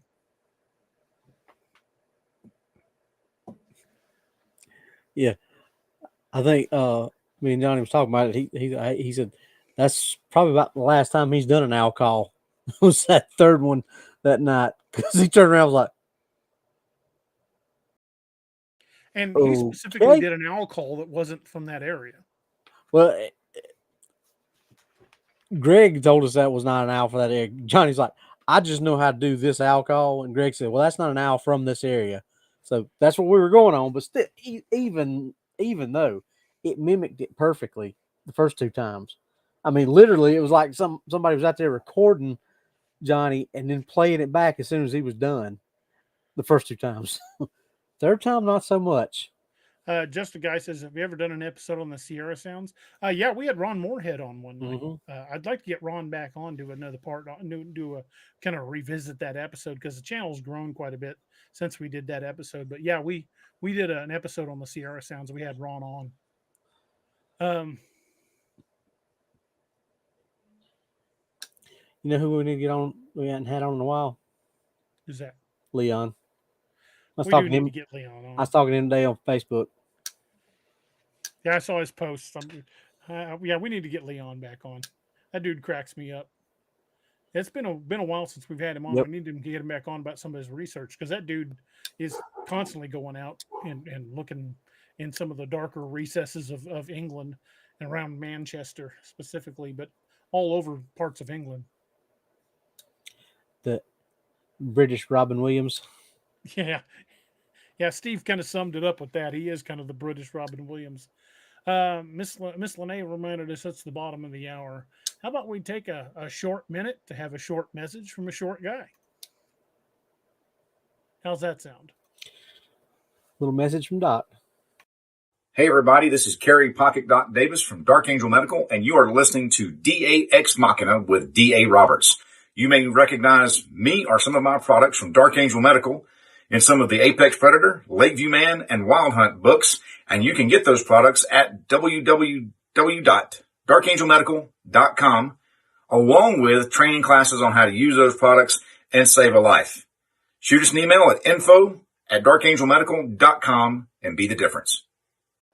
And don't forget to check out darkangelmedical.com and use discount code Cryptid20 for 20% off your order.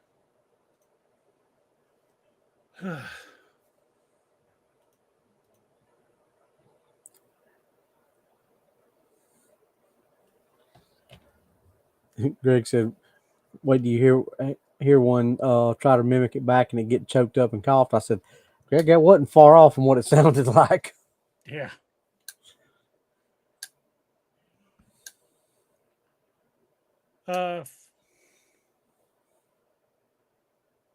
Hold on. There's a comment I was going to try to answer. Says there have been reports of giant cryptid owls. I haven't heard of any reports, but I have heard, legends of what they used to refer to as the owl men. Yeah. But I don't know much about them. That's something I'd have to dig into.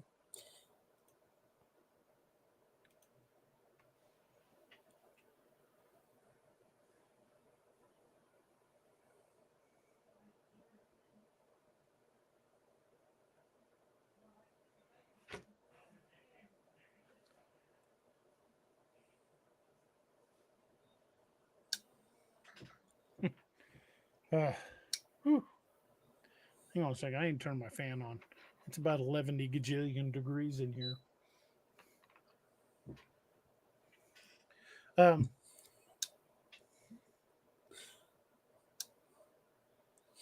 What? Hillary said that her husband used to be a drag racer, and now he's deaf in his left ear.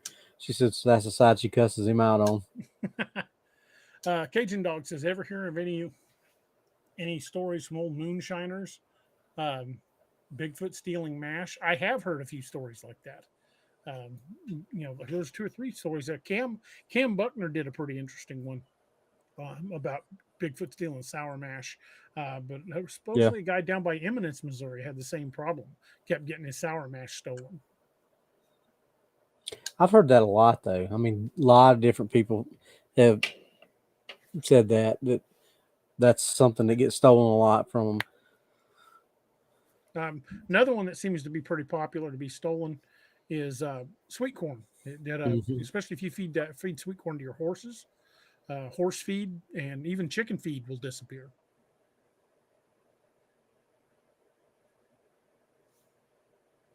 Don Donaldson says, I saw a giant owl when I was a kid hunting. Kids' wings were as wide as a small plane. That's a big owl.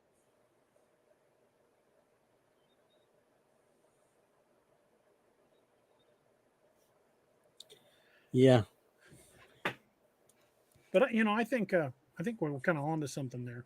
I think Genoskwa and Gugwe may be closer related than they are to other types of Bigfoot.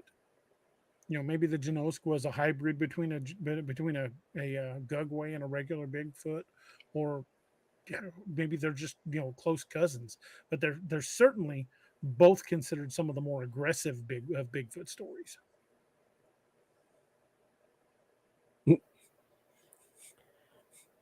Dr. 4520 Sharp Rothstein says, any reports of drunk Bigfoot?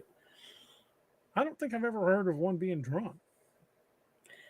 I imagine it would take a crap ton to get something that big, and they're probably in very, very good shape, and their metabolism probably through the roof. I did hear stories out of Northern California of illegal marijuana grows being attacked. Pot growers up in the mountains getting ripped apart and killed by Bigfoot that wanted them the hell out of their area. I think Cam did a story about that one. Yeah, or I think he did. One of those.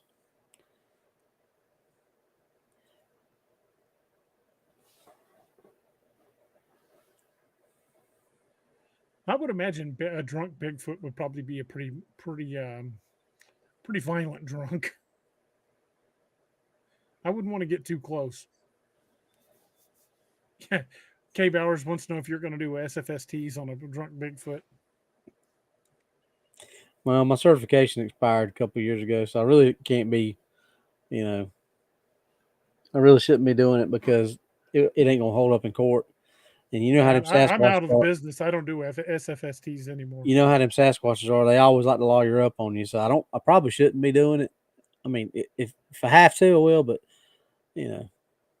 Somebody says if a Gugwe's involved, the word mean is involved. You ain't wrong. Damn face eaters. Well, there's a reason I picked him for Lakeview, man. Poor Conrad. Poor Conrad. R.I.P. Conrad. F in the chats for Conrad, as all these YouTubers say. Hey, thank you for the subscription. DJ Narcan subscribed to the channel. Thank you. Cajun Dog says, bet his breath would knock down a house. All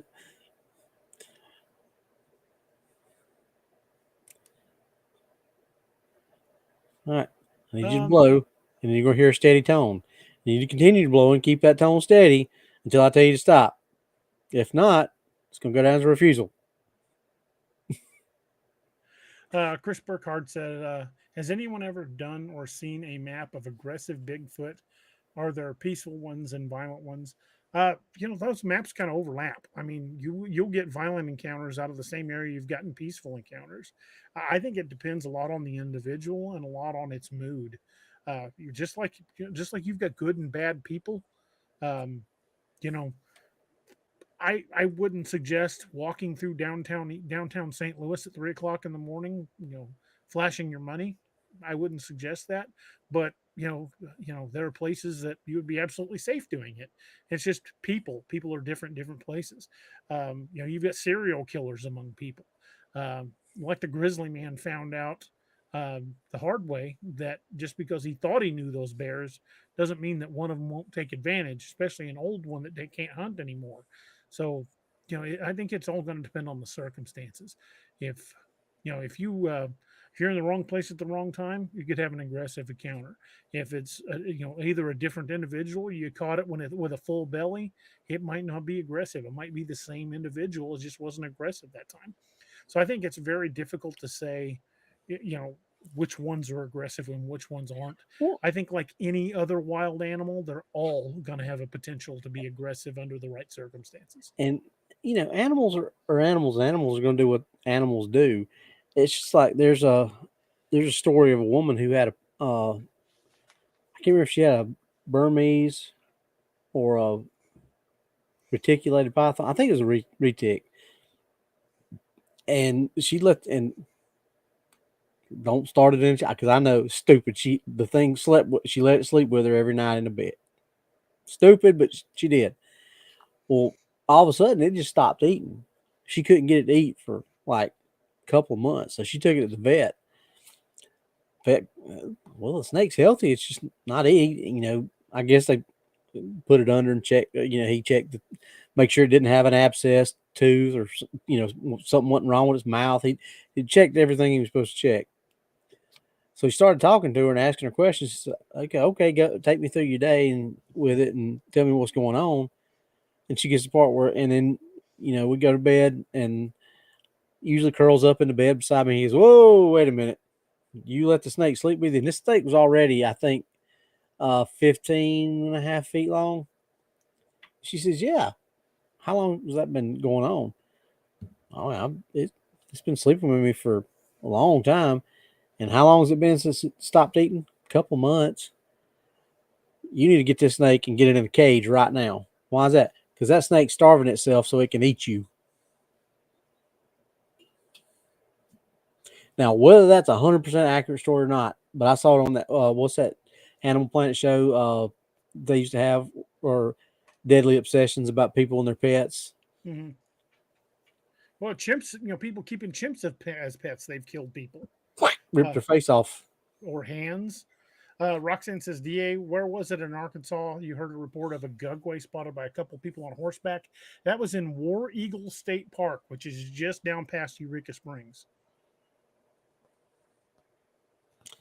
Eureka! I find it. Robbie wants to go to Eureka Springs because he's dying to eat at the Rockin' Pig. There's another place we have to eat in Eureka Springs while we're there too, so we may have to spend some time there because the other place is called the Rowdy Beaver. Okay, twist my arm. Arlen Neal says, DA just finished reading Heart of Iron.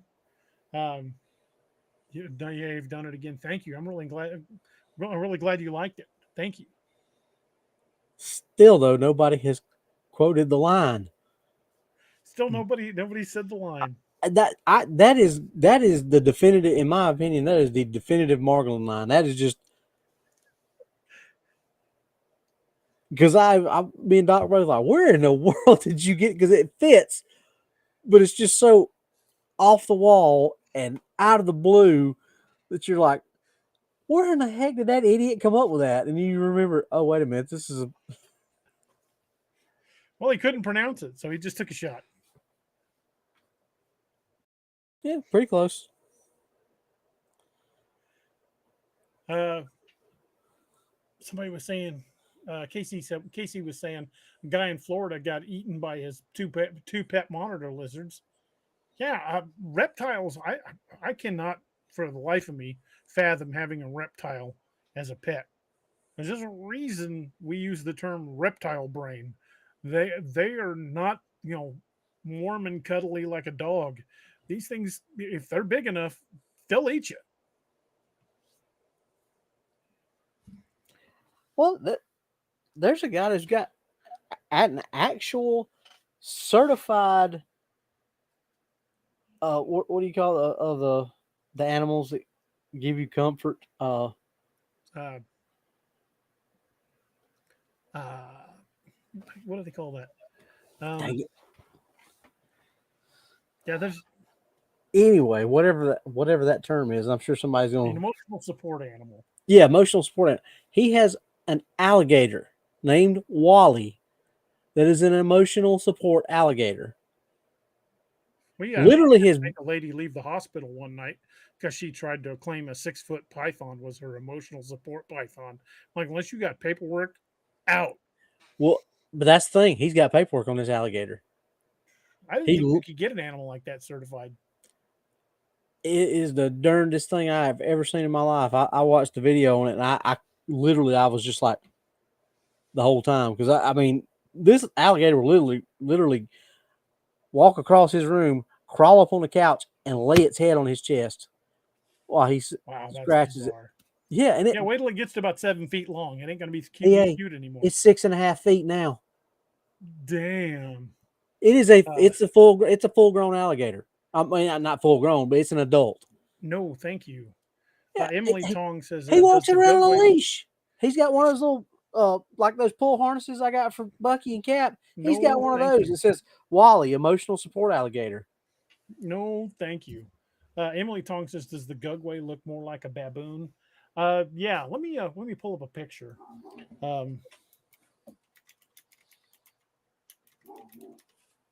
There's a movie called Primal Rage that is probably the best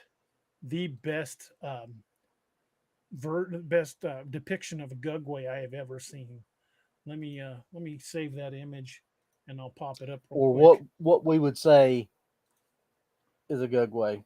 They never actually come out and say that that's what it is. They called it the Oma in the movie, but from descriptions, this is pretty much spot on what a Gugwe looks like. From everything I've ever read, everything I've seen about this screams Gugwe.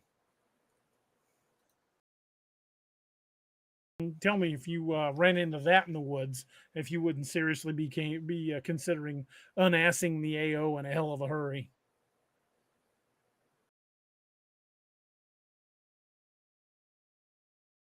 Kay Bauer says, I keep getting lower in volume. I keep moving away from the mic. I'll try to stick closer to the mic.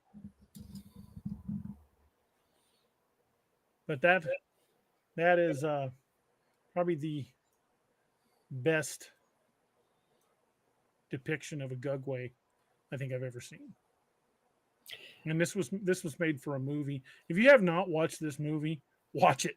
Very It's good freaking movie. terrifying. And do you have the other picture where it's armored up? I will get it. Give me just a second. Because since how we're talking about Genoskwa and how they're the up armored, that kind of lends into what you were saying earlier. Yeah, it definitely makes sense. Let me find one with it in armor. I know. Oh, here we go. This is a really good image.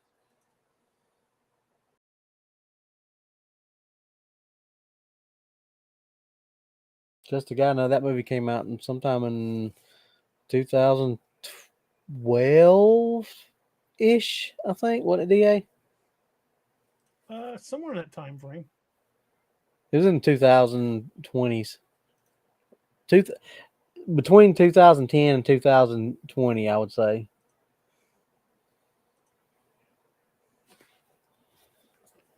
That's using tree bark as armor, but still.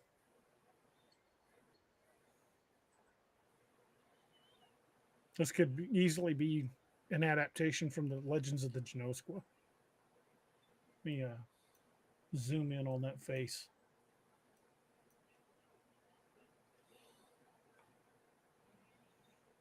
And there's one scene in the movie where if you're not paying attention, you don't notice that it is literally right behind them, up against the trees. You've got to be paying attention, or it will literally you'll miss it entirely. And it was just feet from them.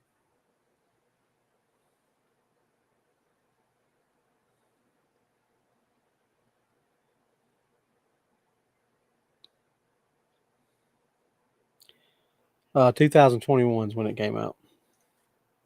This is 2018. That's when it went into production. It actually came out, and it's 2018 is when it went in production, but 2021 I think is when it. And this says it was based on the Oma. Yeah. Is that what you just said, or did you say something else? Yeah, they call it the Oma in the movie. I thought you said something else, so my bad. But it sounds to me like the Oma is probably a Gugwe. Here we go. More like, oh my. She has no clue it's right behind her. And there's another scene that's even better. I mean, it's like up against this tree and they go right past it. No, Miss Lene, that's not the line that we're talking about. That's a good one, but that's not it. What was it? What did She was talking about the prophylactic one. That's a good one, but that's not. Print that prophylactic thing and we get the hell out of here. That is a good one, but that was not the one we were talking about. Kay Bowers, yes, that's a cryptid movie. It's they make no bones about it. They refer to it as the Oma, but that Native American tribe, that's how they call Bigfoot, and it's a really good movie. Yeah, Greg, it actually does have a pretty good plot. It's one of the better movies out there. That movie is called Primal Rage, and if you have not watched it, you need to. It is one of the best Bigfoot films. Primal Rage and Exists are probably my two favorite Bigfoot movies. And in my opinion, Primal Rage is better than Exists. And Exists was pretty. I agree. I don't like. Good. I don't like found footage movies. Number one. Yeah, that's the only thing I think is against it. Which is probably if why they had just filmed that as a straight up movie, I think it would have been better. Because I hate the way Blair Witch did what it did, and it made shit ton of money. Great, fine. But everything that came after it that did it was just a cash grab. So anything that probably was decent or was a decent idea got tarnished by the 5 million other found footage movies that came out after Blair Witch. And it just Jeff, I think the bark in Primal Rage is as much for camouflage as it is for armor. And it, considering it's going up against for the most part unarmed prey, it's still pretty damned effective if it's thick. Brian Helt says, watch Primal Rage. Great movie. I need to watch it again. Oh yeah. It's one of those movies I can watch through, watch multiple times. He needs sensitivity training. Well, you don't know the half of it. Watch the movie. Yeah, he's nothing sensitive about that thing. No, that thing is nasty. How are we forgetting Big Legend? Big Legend's a great movie. That is a really good. That was supposed to be the first of a franchise, Yeah, and the rest of them didn't materialize because it was a good movie. Because it was a good movie.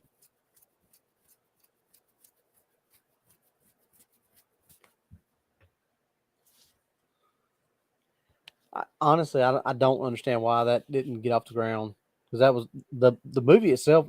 The premise was great. I know why it didn't get off the ground, because they were waiting for my books. There's that. But I mean, was that just a straight up screenwriter or screenplay, or is that based on any novel? I can't remember. I think it was loosely based off of Monster Hunter International. I mean, I guess I can see that, because at the end he's saying, I've got a team and we hunt these things all over the world. But Monster Hunter International didn't really go after any cryptids other than, you want to call them werewolves, dogmen type. Like Bigfoot, they said leaves, as long as it leaves people alone, they don't mess with it. Right. And they said in the book, they said for the most part, Bigfoot leaves people alone. Well, that was Coera's take on it anyway. I mean, it could have been based on that. I'd be curious to know if that's. Well, I would need to watch that closing scene, because Lance Heinrichsen says something very specific about them putting together a team to hunt these things. It might have been, something similar to Monster Hunter International. I don't know for sure. I need to watch Big Legend again and pay close attention to that final scene.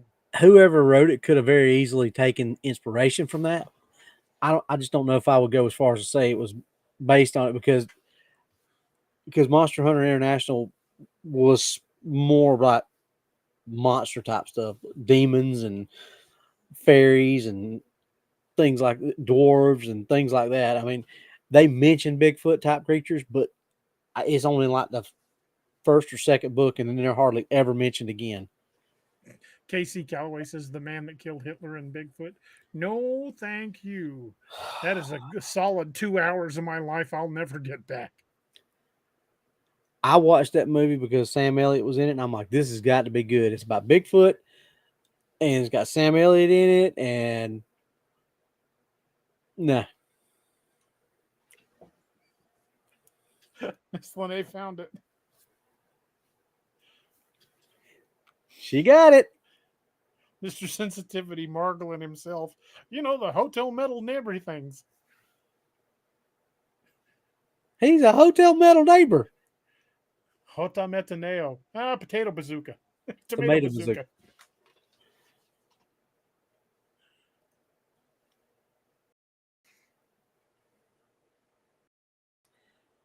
I started that one, Anonymous. I couldn't get into it like I did the others. That guy just didn't write in the same style as Larry Coera, in my opinion. It didn't. All the memoir books, I couldn't get into them. But now all the Monster Hunter International, the actual books,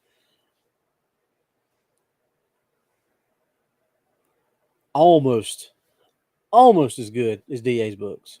Not quite there, but almost. Okay, well, according to the Wikipedia entry on Big Legend, it's a long entry. I'm just going to read the last paragraph.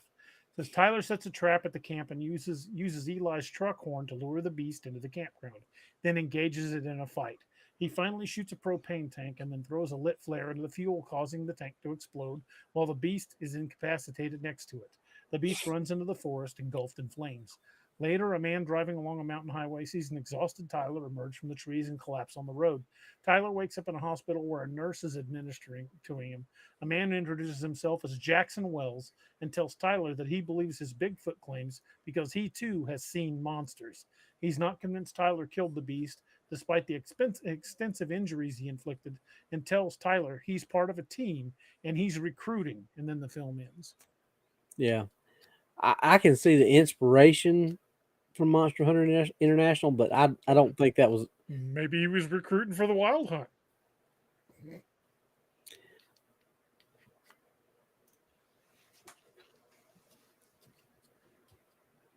Maybe so.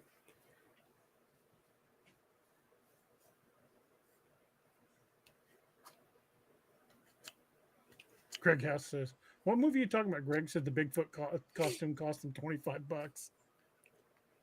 Yeah, I saw that on it, but I wasn't sure what he was talking about. Which movie are you talking about, Greg? Because there have been quite a few Bigfoot movies with really bad costumes. Snow Beast was one of them. Snow Beast was one of them. Hey, did you ever watch Man versus Bigfoot? Yeah, I'm the one told you about it. Remember? Yeah, because I hadn't watched it when you did. That's right. You were the one that told me about it. That turned out to be a pretty good movie. The special effects weren't awesome, but the plot was really good. Yeah, and it had a really cool cameo from Bob Kimlin. Yeah, if the acting had been a little bit better in that. Greg House's Man Who Killed Hitler. Yeah, that costume in that he looked like Chaka from Land of the Lost. The Will Ferrell version of Land of the Lost, not even the good one. Kay Bowers, yes, there have been Dogman movies. It's actually a series of 3 movies called Dogman, and they're pretty low quality, but the plots are okay. You know, it's not going to be not going to be huge quality when the biggest star in it is the guy that played Andy, the dumb brother-in-law from According to Jim. But then you have Dog Soldiers, which is very good. Soldiers was very good, but that's a werewolf movie. Yeah. What was the name of the one that takes place in England? It's a werewolf movie. They're on a late train, and the train breaks down in the middle. Howl. I knew it was a single word title. Yep. I was gonna say Wolf, but I knew that wasn't it. But Howl is a damn good werewolf movie. It's got Sean Pertwee from Dog Soldiers in it. What's his name? The kid from Aragorn or Aragon, excuse me. Ed something or another. Mm-hmm. He's in it. Cajun Dog says The Untold was a good movie. Which one was The Untold? The Untold. Why is that the one where Heinrichsen led that team into the woods to recover, supposedly to find his daughter? He's been in so many during Bigfoot movies. It's hard to remember which one. I think that one's The Untold, and it winds up he's actually going after a prototype invention. I think was something about an airplane crash, and his daughter was on the plane. They had some kind of big invention or something, and him and called it the Huck. Yeah, him and her fiance or whatever that worked for the company. Lance Heinrichsen. Yep. Yeah, I think that's the one we're talking about. I think I've got that on DVD somewhere. Battle Dogs. There was a lot of cheese in that one. I mean, that was a sci-fi channel original, I believe, if I'm not mistaken. It was. I tell you one that's not that sometimes people sleep on because it's 1980s cheese, but it's actually not a bad movie. Is Project Metal Beast. I don't think I've seen that. Barry Bostwick is in it. Kane Hodder plays the Metal Beast towards the end of the movie. But basically, the government sends this little covert unit to Romania, and they get jumped by a werewolf. But the main guys, or the leader of the group, the whole time his mission was to kill the werewolf after it killed, or he used the rest of his team for bait, and he had silver bullets and they didn't. And he takes the werewolf blood back, and then they start working on it, and he ends up turning himself into a werewolf. And then he gets shot, and they put him on ice for a little while, and then they're trying to make. I'm not going to spoil the rest of it for you, but it's not a bad movie. But Barry Bostwick's in it. The chick from the second Mortal Kombat's in it. The God, what's her name? Her name was on my. She's been in all kinds of B movies, but it's actually not a bad movie. Check it out, and I think you'll get a kick out of it. I just consulted the Googles, and yeah, that movie with Lance Henriksen was called The Untold. It was made in 2002.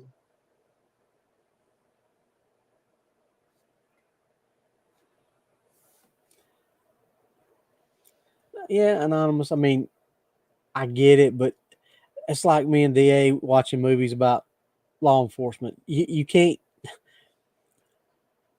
It does tick you off, but if you just let stuff like that get to you, you're gonna miss a lot of enjoy. Because Dog Soldiers was a great movie.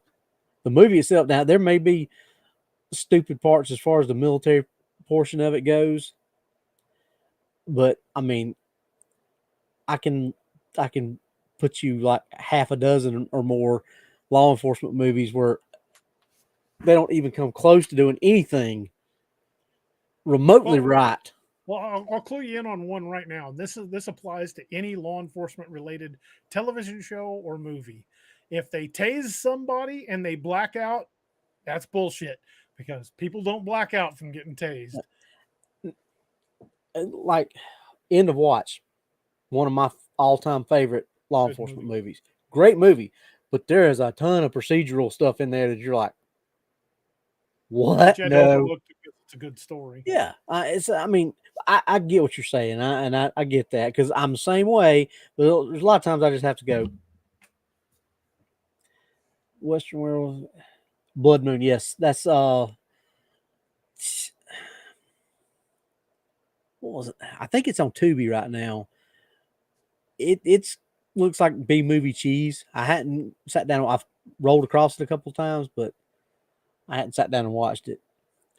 I mean, anytime I watch anything that's a law enforcement or law enforcement procedural television show or movie, anytime I watch one of those with Annette, she will just look at me and go, "Shut up! I don't want to hear it," because I will pick it apart. So, trust me, I get it, but Cajun Dog says abominable. I think was a Gugwe. That makes sense. That it was more likely to be. Well, it definitely ate a face. That scene where it opens its jaw like super wide. Okay, that was a little cheesy looking, but that's the final scene with all the eyes shine in the trees. Always still creeps me out. Yeah, that looked a little too familiar, didn't it? Yes, it did. But I haven't watched that movie since, but I got a bad feeling that if I watch that again and see that again, I'm gonna have nightmares. That's another cryptid Bigfoot type movie that Lance Henriksen's in. Yeah, he's in that. So is another guy. The principal from the Breakfast Club's in it. Jeffrey Combs. Jeffrey Trek Combs. Actor. Yeah, and the Reanimator, and the dude that was in not Point. I want to say Point Break, but what was the Patrick or not Patrick Swayze? Sylvester Stallone movie where he was the climbing the mountain. Oh, he was the ranger. Cliffhanger. Yep, he was the second bad guy in that movie. Jeff Yarrington says I'm the same way with guns and films. You know what drives me crazy about anytime you see somebody pull a gun in a movie, especially when the guy's carrying a Glock. They bring that pistol up and you hear the hammer cocking sound of a revolver. There's no hammer to cock on a Glock. They'll bring it up and you hear that click every time. And every time I hear that, I just go. So, Kay Bowers, yeah, the same way. They always make the security guards or corrections officers bumbling idiots that are just corrupt. They always do that, and it pisses me off. Well, talking about werewolf movies, talking about stupid werewolf movies, and talking about stupid law enforcement, all rolled into one. Beast of Bray Road. That was a dumb movie. That It really was. when he gets out of that patrol car, and he's got that campaign hat on, and he's got the cord that's supposed to go around for the back strap that holds your hat on when you get out and you do your 2 fingers and put your campaign hat on. But he's got it hanging down like this. That's not a chin strap. I'm like, oh, how you It goes freaking wear a across the back of campaign your hat? head. Goes across the back of your head, and I can't really do it with my glasses on. You put But 2 you take fingers that right there, campaign hat. You put 2 fingers on the brim of your nose, and and that's it's the way the top forward. campaign. And That's- that strap that he had hanging down around his chin is supposed to be around it's supposed to go up through those 2 holes right there in the side of the hat and roll back around and come back around, and it's basically like a little belt, and it was on the back of cinches it it. tight. And he didn't have his peanuts or his strap on it. And I'm like, I almost had a seizure watching that the first time. I'm like, what is he doing? Yeah, I do that too. And Annette tells me to keep it to myself, and I'll just be sitting there in my recliner going. But so there you go. That's one that's the one that drives me up the wall. Stupid cheesy werewolf movie with bad law enforcement acting and bad law enforcement. Well, it was bad acting overall. I mean, that was just a really poorly acted movie. What about that blood on the left passenger side? All I saw was rust. Maybe we should send it off for DNA. I'm like, what kind of cops are you people? Well, my question isn't what kind of cops are they, is what kind of moron wrote it. Somebody who they're just repeating lines. Somebody wrote that. And somebody thought, yeah, this is good dialogue. Drives me up the wall. Randy, my nephew Randy's in the chat. He's a firefighter. He says I still do the finger check when I wear a hat. I do that on certain hats. I don't do it on cowboy hats because the brim is so wide. I end up with the brim down like this. And I got to keep my head back to see. But on baseball caps and stuff, I still have a tendency of snapping those 2 fingers up and checking. I'm gonna tell you what, that is one of the few things I miss about the road is getting out, putting that campaign hat on, making sure she's off, walking up to a car. Ain't nothing like it. You know, I was never a big fan of the campaign hat. Oh. I really wished our department would go to cowboy hats. I really did, but they weren't going to listen to me. I was just a corporal. They didn't give 2 shits what I thought. Dude, I'll my campaign hat was a freaking impact weapon. Because me and my Used it partner, like a drill sergeant, huh? Oh, me and my partner got there. We got like the Aquanet and the good stuff. We'd spray it down real good, and then we put it in those. Remember the blue hat presses that rotated like this, and you clamp them down. We put them things in there and clamp them down after we sprayed them, and leave them in the car, in the hot car in the summertime. Let that stuff dry out real good, and then bring it back out a couple hours later. Spray it again real good. Back down, back in the car again. I didn't like the summer campaign hat. You could have killed somebody with them things. I like the felt one a lot better, but I didn't really care for them overall. Just not really care for that style of hat. Although I do kind of wish I had my old one for my collection, but I didn't get to keep any of that. I miss my campaign hat. If I had to go back to a Class A uniform, and that's what I told Wimpy was trying to get us to go back to Class A's. I said, all right, you bring us back to Class A's, you better bring back the campaign hat because that's the only way I'm going back to that. And he's like, I hate them things. I said, then don't talk about going back to Class A's then. I said, because if you're not going to go back to bring the campaign hats back, I ain't going back to wear no damn Class A on a daily basis. Barton County, where she lives, in Jasper County, have cowboy hats in the sheriff's departments. I wish our sheriff department would have done it. And our sheriff thought he was a cowboy anyway. I don't know why he didn't, but everybody had the campaign hats, and I was just never a fan. Next county over, Oconee County, from us, they wear cowboy hats. I don't see why you can't. I mean, our uniforms were dark colored anyway. I don't know what the difference is. A good black Stetson would have looked fantastic. They got a black Stetson, they got a mailman blue shirt, black pants with a gold stripe down the side. When I first started with the department, road officers had a gray tweed shirt, both short sleeve and long sleeve, depending on summer or winter, and black slacks with the blue blood stripe. And they wore the campaign hats. Jail staff wore all black.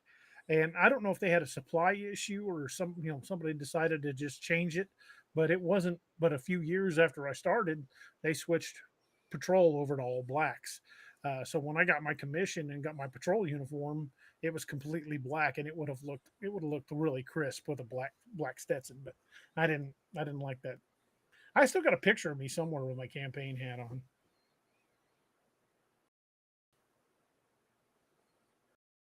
It's just something about getting out of the car on a car stop and putting that campaign hat on though. The only people I've ever really seen that seem to enjoy putting on their campaign hat is the Missouri State Highway Patrol. Those guys love that hat. It's a highway patrol thing here because they better not get out of the car even to go take a piss somewhere without putting their hat on. Most of our guys don't even wear them.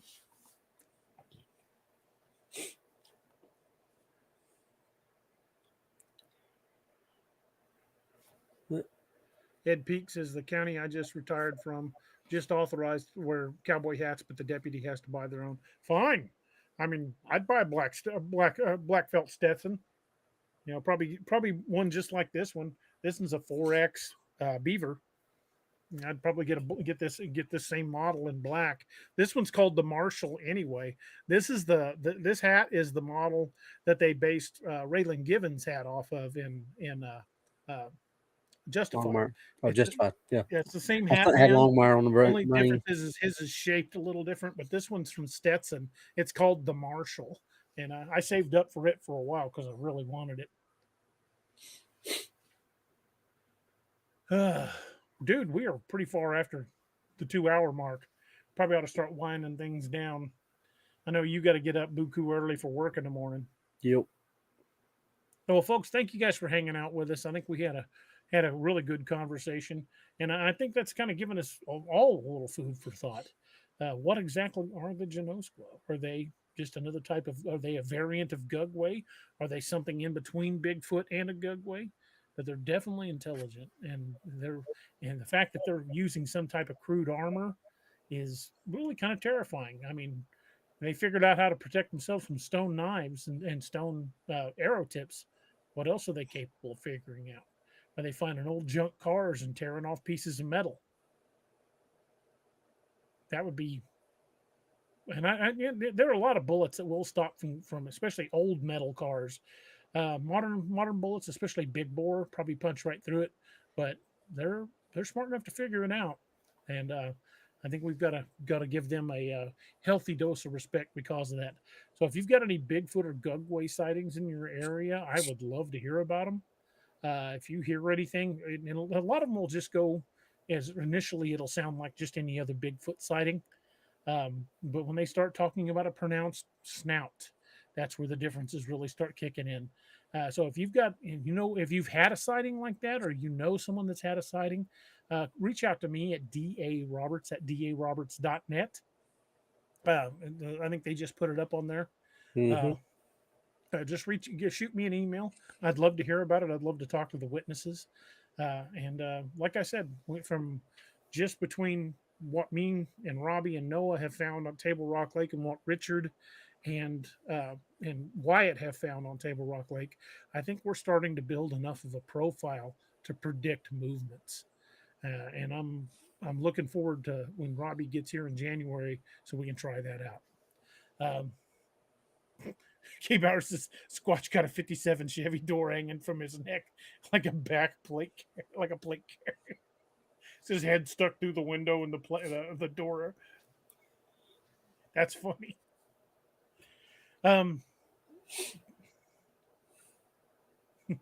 Cajun dogs just hope they don't figure out how to pick locks. As strong as they are, I don't think they need to worry about how to pick locks. If they want in, they're coming in. Yeah. folks, again, thank you guys for hanging out with us tonight. I think we had a great conversation. We ended up talking a lot about Bigfoot movies, but if you hadn't seen some of those movies, you really should, because some of them are really pretty damn good. We'll be back with you guys on Saturday. Robbie won't be with us because he's going to be participating in the Guns and Hoses football game. So, wish Robbie luck and hope he doesn't pull a hammy or anything else for that matter. Robbie and I are getting a little long in the tooth to be playing football. But at least it's flag football. It's not full contact. So. But it's going to be Iron Man. That's what we just found out tonight, because we ain't going to have enough to have a defense and an offense. So, wow, so you're playing both defense and offense. I'm playing center and middle linebacker / nose guard.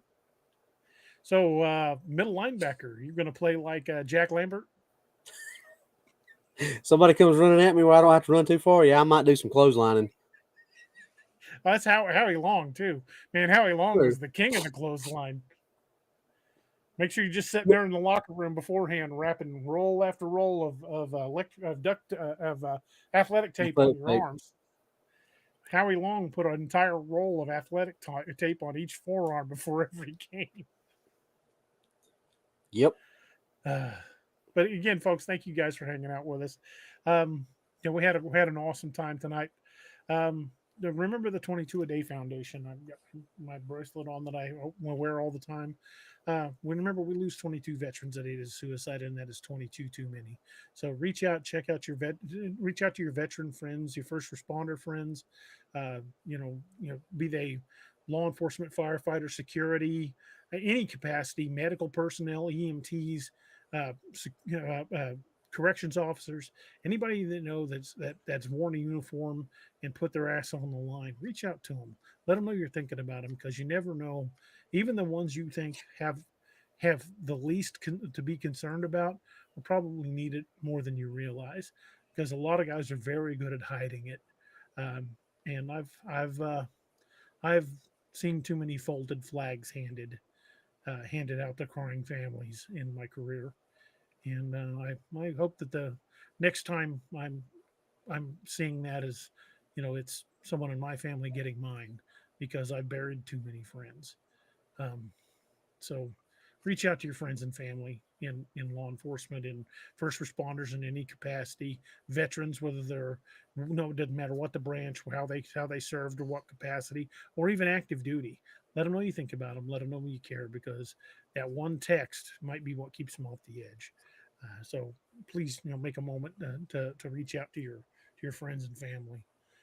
And we've been ending the show with a toast. And I'm going to bring that toast up now. It's from an old Irish drinking song called "Up the Parting Glass." And I'm pretty happy with that. I'm glad we do that. And it's something I want to keep doing for the foreseeable future till we find a better toast. But this is going to be tough to beat. And it's about saying goodbye to the ones we've lost along the way. But the toast says, "But since it fell into my lot that I should rise and you should not, I'll gently rise and softly call. Good night, and joy be to you all." Good night, everyone.